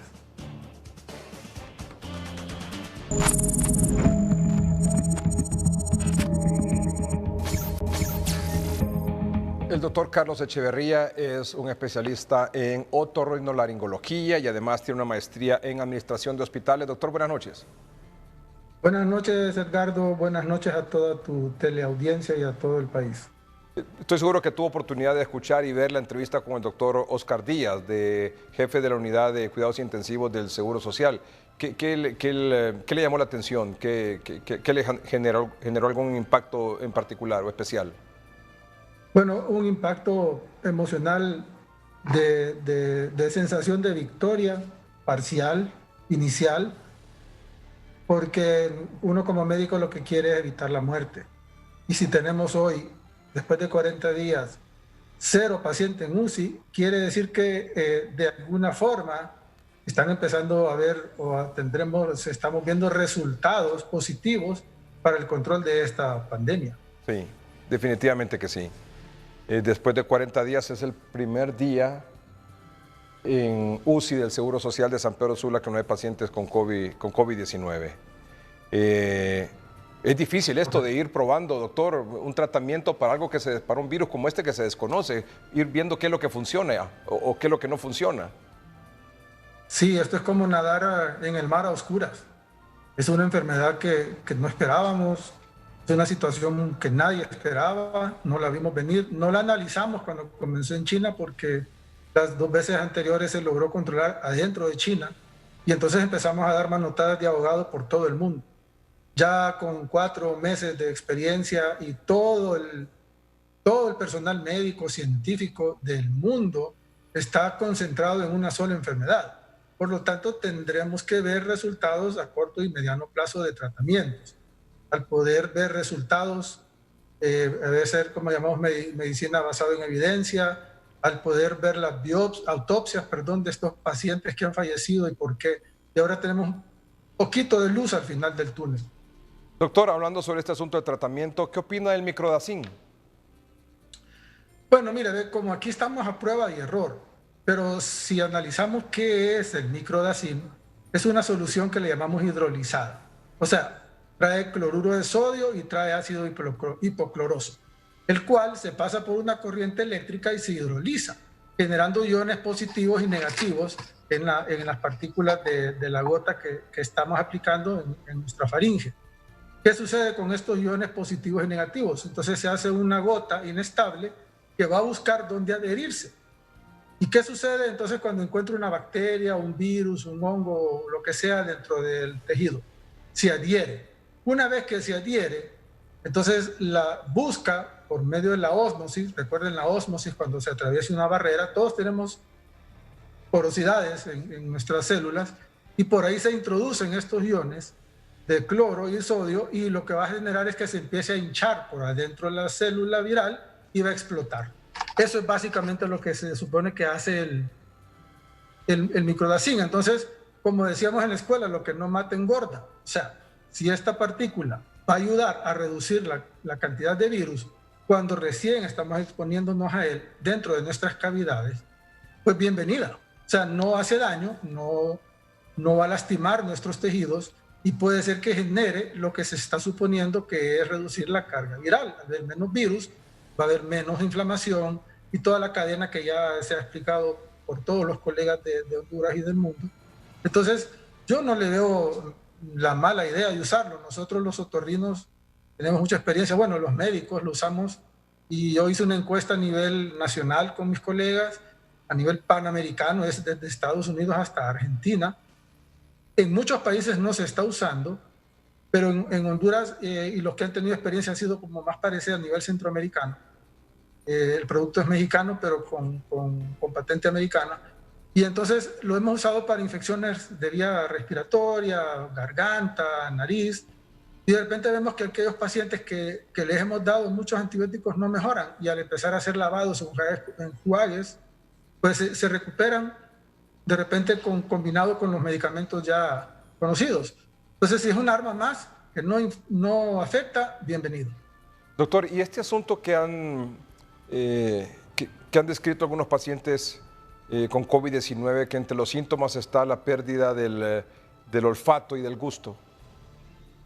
Sí, y eso sucede porque nuestra nariz y nuestra garganta es nuestra puerta de entrada de todo lo que nosotros inhalamos. Este es un virus que anda en el aire, lo vamos a inhalar. Y ahí están las primeras defensas. Ahí están las primeras células que van a empezar a combatir este virus y se va a generar una inflamación local. Por eso va a haber ardor de garganta y un poco de gripe. Entonces, los nervios que nos dan el olfato están en la parte interna y alta de la nariz. Se van a inflamar. Y va junto con los nervios que nos dan el gusto. Y por eso los pacientes empiezan a manifestar pérdida de olfato y pérdida del gusto. ¿Usted cree que vamos a lograr en algún momento alcanzar inmunidad ante este virus? Bueno, sí, la inmunidad personal, que se va a hacer colectiva, pero la inmunidad es de cada persona. No es porque usted le dio el virus, yo voy a adquirir su inmunidad, no. Yo la voy a adquirir yo propiamente, mi organismo va a reaccionar a ese virus de diferentes maneras, y en unos no va a generar nada, la mayoría, gracias a Dios la mayoría, y algunos se van a complicar. Y tenemos que aprender a convivir con este virus. Por ejemplo, el dengue el año pasado murió o mató a 180 personas en Honduras. El dengue, el año pasado, 2019, 180 murieron por dengue grave. En el caso de COVID, ¿va a pasar lo mismo, que tenemos que aprender y tomar nuestras propias medidas? Por ahora sí, con el COVID, mientras no hay una vacuna. Si la vacuna nos va a venir a inmunizar, ya que buscamos nuestras defensas contra ese virus. Mientras tanto, tenemos que seguir tomando medidas de precaución personal. Cada persona tiene que amar su vida, cada persona tiene que entender que él es el único que lo va a combatir con todas las medidas que se repiten y se repiten y se repiten. El que no sigue estos lineamientos, yo creo que no se quiere. O sea, es de quererse uno mismo, porque sabe que se puede infectar y no sabe si se va a curar o se va a morir. Es así de sencillo. El dengue es una enfermedad que nos la transmite el mosquito. Entonces, ¿cuál es el problema del dengue? Que nuestras autoridades tienen que ser más enérgicas con el combate del dengue. O sea, yo sí me preocupa que nos hemos centrado en esta enfermedad, pero poco o nada se ha dicho, no sé si están haciendo o no, pero estamos llenos de zancudos. Yo no he visto que estén fumigando las calles como antes. He visto que las promociones del dengue casi desaparecieron. Y entonces vamos a empezar a tener más muertos por dengue o más enfermos por dengue que por este mismo virus. Entonces son enfermedades que no se puede descuidar, que nuestras autoridades de salud no pueden descuidar, porque vamos a tener entonces dengue y virus. Va a haber más mortandad, más mortalidad. Cuando usted dice, doctor, que hay que aprender a convivir con este virus y tomar las medidas de precaución personales, ¿esto va de la mano con este asunto de abrir la economía? Sí, mire, primero tenemos que entender que esta es una crisis de salud, inicialmente de salud. Y esta crisis llevó a una crisis económica. ¿Por qué? Porque entró una enfermedad altamente contagiosa y nueva para nosotros, ignorada por la ciencia de cómo tratarla. Entonces, el aislamiento fue lo primero que se hizo en China, con buenos resultados. El aislamiento quiere decir que se cierra la economía, se para la economía. En este momento se han tomado muchas medidas. Esa noticia de hoy es, dentro de todo, agradable, lo que dijo nuestro colega, el doctor Díaz, pero falta mucho por hacer. Entonces, si vamos a empezar a ver que los casos empiezan a estabilizarse o a disminuir y se están haciendo más pruebas, tienen que hacerse muchas pruebas de las que iniciaron hoy para poder saber si podemos abrir nuestra economía y cómo la vamos a abrir. O sea, es muy importante que se tenga un conocimiento de qué tipo de empresa vamos a abrir, qué personal está en esa empresa, qué bioseguridad vamos a tener dentro de esa empresa, qué control nos van a ofrecer los empresarios, porque a veces dicen una cosa y no la cumplen, pero ellos no entienden que sin ese personal ellos no subsisten, no van a poder generar sus enormes ganancias que algunos tienen, otros tienen poquitas, y tienen que entonces colaborar con sus empleados, dándoles todas las medidas de bioseguridad y haciéndoles estos exámenes periódicamente a sus empleados de las pruebas rápidas, porque de esa manera van a ver. Entonces, si alguno de ellos tiene síntomas y le hacen la prueba, ya lo aíslan, ya no lo dejan trabajar. Pero deben de colaborar los empresarios, entender su modo y su hábitat. Se tienen que saber cómo vive, dónde vive, con quién vive, cómo es su casa. Ellos tienen que colaborar, porque los empleados muchas veces por ir a trabajar no van a dar toda esa información. Entonces, tenemos que hacerlo de una forma inteligente de esa manera. No es, ok, hoy la ferretería, mañana los sitios de zapatos, mañana abro. No es así. Es todo eso. Entonces, no sé si realmente nuestras autoridades están formando los grupos necesarios para plantear esta situación de control, porque es un control. si nos ha costado tener un control para realizar las pruebas, porque lo quisieron centralizar y vieron que eso no es la mejor manera, espero que ahora pues tengan un poco más de iluminación y poder ampliar y entender que los protocolos se van a tener que seguir rigurosamente y tienen que ser muy rígidos, muy rígidos. Tenemos que aprender a vivir con rigidez, cosa muy difícil entre nosotros los hondureños porque todo es a la brava. Escuchaba hoy, por ejemplo, al presidente de la Asociación Gastronómica de Honduras pidiendo que se abran, por ejemplo, los restaurantes. ¿Qué opinión tiene usted de eso? Bueno, vuelvo a lo mismo. Si van a abrir los restaurantes, primero tiene que haber una buena desinfección del lugar. Segundo, le van a tener que hacer pruebas rápidas a todo su personal. Tercero, tiene que tener todas las medidas de bioseguridad para los que van a generar o van a cocinar o van a hacer la entrega de alimentos con sus protocolos establecidos, ya los deberían de tener hechos por sus recursos humanos o quien sea. Luego, tienen que hacer toda la forma de entrega y asegurarse de que esas personas no tienen ninguna enfermedad. Si ellos hacen y tienen bien hechos los protocolos de bioseguridad y le están haciendo pruebas seriadas, eso quiere decir que si yo tengo un personal que trabaja conmigo, pues más o menos usted sabe que después del 5º al 7º día la prueba rápida sale positiva, si no tiene síntomas. Y quiere decir eso, que yo tengo que estarle haciendo pruebas semanalmente a mi personal. Y me llama la atención lo que decía hoy el presidente de la Asociación Gastronómica de Honduras, donde están afiliados obviamente todos los restaurantes, cafeterías, todo este tipo de negocios, tanto las pequeñas, medianas como las grandes. Decía que Honduras es el único país en Latinoamérica donde está cerrado este rubro. Sí, escuché eso y es cierto. Usted mira que todos los países tienen el famoso sistema de delivery o de recoger. Y entonces, por eso le repito, se puede hacer siguiendo estos consejos que yo estoy aportando. O sea, usted está diciendo que no se abran evidentemente para consumir en el local, sino que en todo caso para servicio a domicilio o por ventanilla, tipo farmacia, que al final viene siendo un poco parecido, ¿verdad? Sí, y bueno, realmente las autoridades no han aprobado la apertura de los servicios alimentarios a domicilio, pero todos recibimos miles de mensajes por nuestro teléfono de servicio a domicilio. O sea, ya está existiendo. Desde el primer día que se cerró, existe. Y entonces la pregunta y la interrogante es, ¿estarán tomando las medidas estas personas? ¿Estaremos pidiendo comidas y realmente estamos seguros de que los alimentos que nos traen o la bolsa o el empaque está limpio? Entonces todos nos obsesionamos y le echamos pues el que pueda y tenga Lysol o el mismo alcohol, ¿verdad? Con unas personas. Es lo mismo que ocurre, por ejemplo, si usted va a la ferretería. A diferencia de la ferretería, que usted entra y tiene que estar tocando la pintura o todas las otras cuestiones, como ir al supermercado también. Es correcto. Y quizás es peor, porque al supermercado ahí usted se encuentra con mucha gente y probablemente hay mucho más aglomeración. Lo mismo en una ferretería. Sí, y por eso las medidas de ellos de tener que pues, lavarnos las manos con el gel antes de entrar y la desinfección de los zapatos y la mascarilla obligatoria, claro, eso reduce bastante, pero al final hay gente que se pone el poquito, porque solo le echan el gel y le hace así, ya. Eso no garantiza que esa persona no vaya a contaminar todo y vamos y tocamos las cosas y agarramos las cosas y le damos vuelta a las cosas y las sacamos de la carreta y las metemos en una bolsa.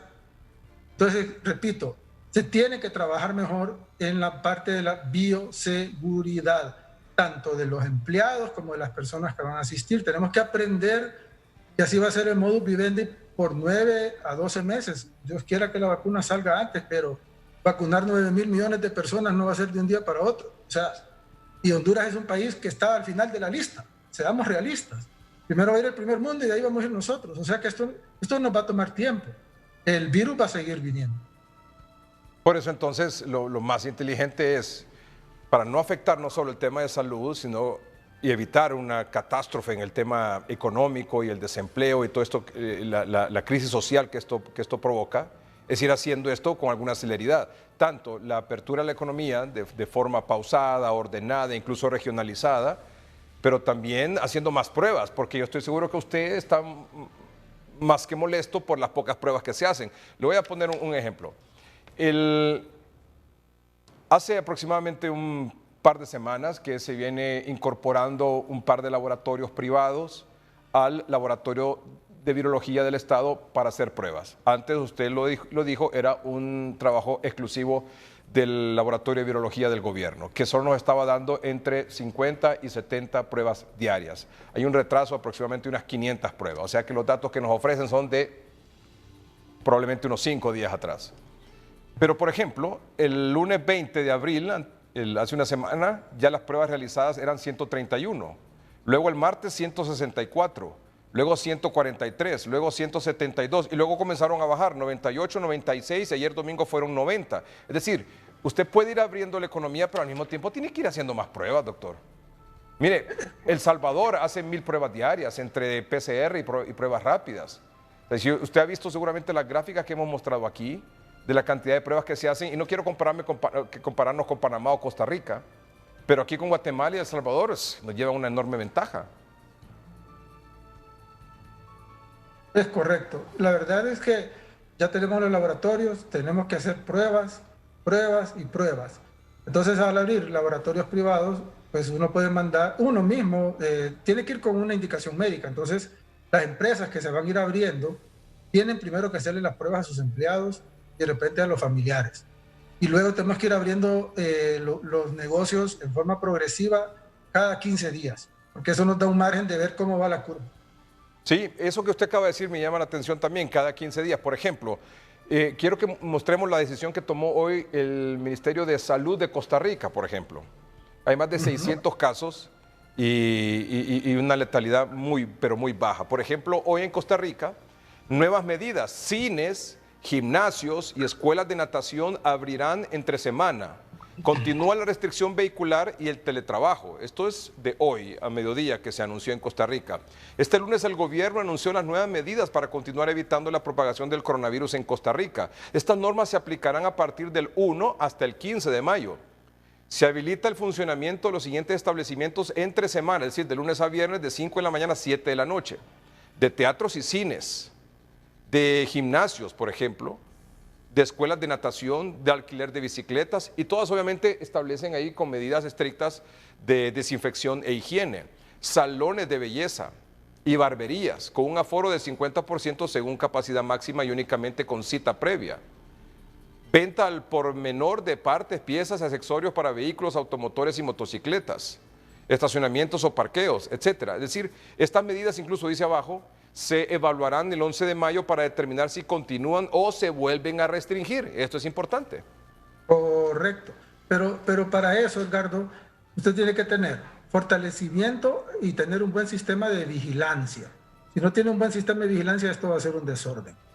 2, tiene que tener un reforzamiento en la atención pre y hospitalaria. Eso quiere decir que tenemos que reforzar los sistemas de salud que han sido abandonados por los gobiernos desde que yo tengo memoria. Desde que soy médico hace casi 30 años.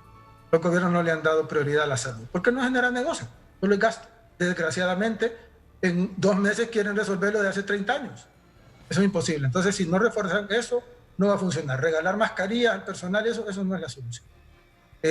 Luego tenemos que intensificar nuestras medidas de higiene y la forma de cómo van a ser las barreras físicas, como el distanciamiento. Y luego tenemos que preparar, nuestras autoridades tienen que prepararse, y nuestros hospitales y todo nuestro sistema de salud, porque van a venir oleadas, vamos a tener altibajos, vamos a tener altibajos en los casos, así va a ser.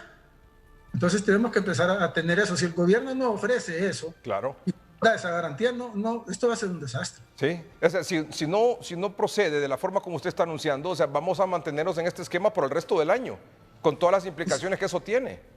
Claro, y ayer vimos las curvas que nos mostró nuestro amigo el doctor Videa y el doctor Tito Alvarado, de lo que podemos llegar a tener si no hacemos bien las cosas. Él decía 3 cosas, el doctor Alvarado, correcta, ¿verdad? No estamos preparados, no tenemos los insumos, no tenemos capacidad y entonces no podemos abrir así solo por abrir. O sea, yo entiendo los empresarios, pero es muy importante tomar todas estas medidas. Y hay algo más que se me olvidaba, que entra por los ojos. Entonces, nadie usa anteojos, nadie se pone cobertores en los ojos, los que no usan anteojos. Usen, aunque sean sus anteojos negros, pero usen anteojos cuando entren a los establecimientos y cuando salgan los limpian y los lavan, porque ahí cae el virus, se mete por el ojo y también contamina. Doctor, le agradezco mucho que haya aceptado conversar con el noticiero hoy mismo esta noche. ¿Qué mensaje nos quiere dejar? Pues mire, 2 mensajes. Uno, que nuestras autoridades y el gobierno tengan la iluminación divina de poder hacer las cosas bien y que se establezcan todos estos grupos que van a hacer la vigilancia. A las personas, pues ámense ustedes mismos. Si ustedes hacen las cosas pensando en que no se quieren enfermar ustedes, no quieren enfermar a sus familiares o amigos, protéjanse. Usen su mascarilla, usen sus anteojos, lávense las manos, quítense la ropa cuando lleguen de la casa y lávenla con agua caliente. No entren a la casa con la ropa, que yo creo que muchos entran a la casa y vienen de la calle. Todo eso va a contaminar. La limpieza tiene que estar dirigida, los spots comerciales de higiene contra el virus y contra el dengue. Doctor, muchas gracias. Buenas noches. Gracias. El doctor Carlos Echeverría es especialista en otorrinolaringología y tiene una maestría además en administración de hospitales.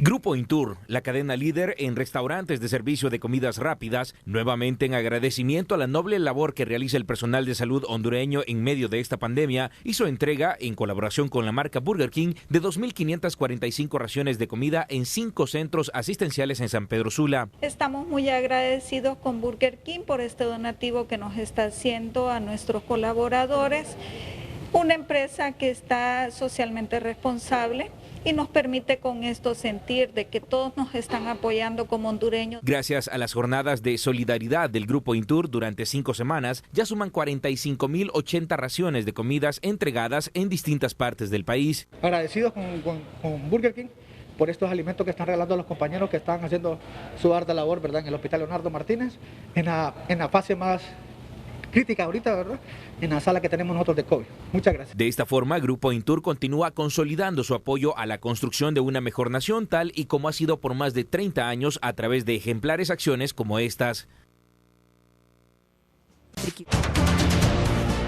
Bueno, hemos terminado el noticiero y como debe ser, como ya está reglamentado, como debe ser la responsabilidad de cada uno, como nos han dicho todos los doctores que hemos entrevistado, que hemos presentado aquí en el noticiero, es una obligación protegernos y proteger a todas las personas que están a nuestro alrededor con el uso de la mascarilla. Esto ha sido todo por hoy. Gracias por su atención. Buenas noches y que estén bien.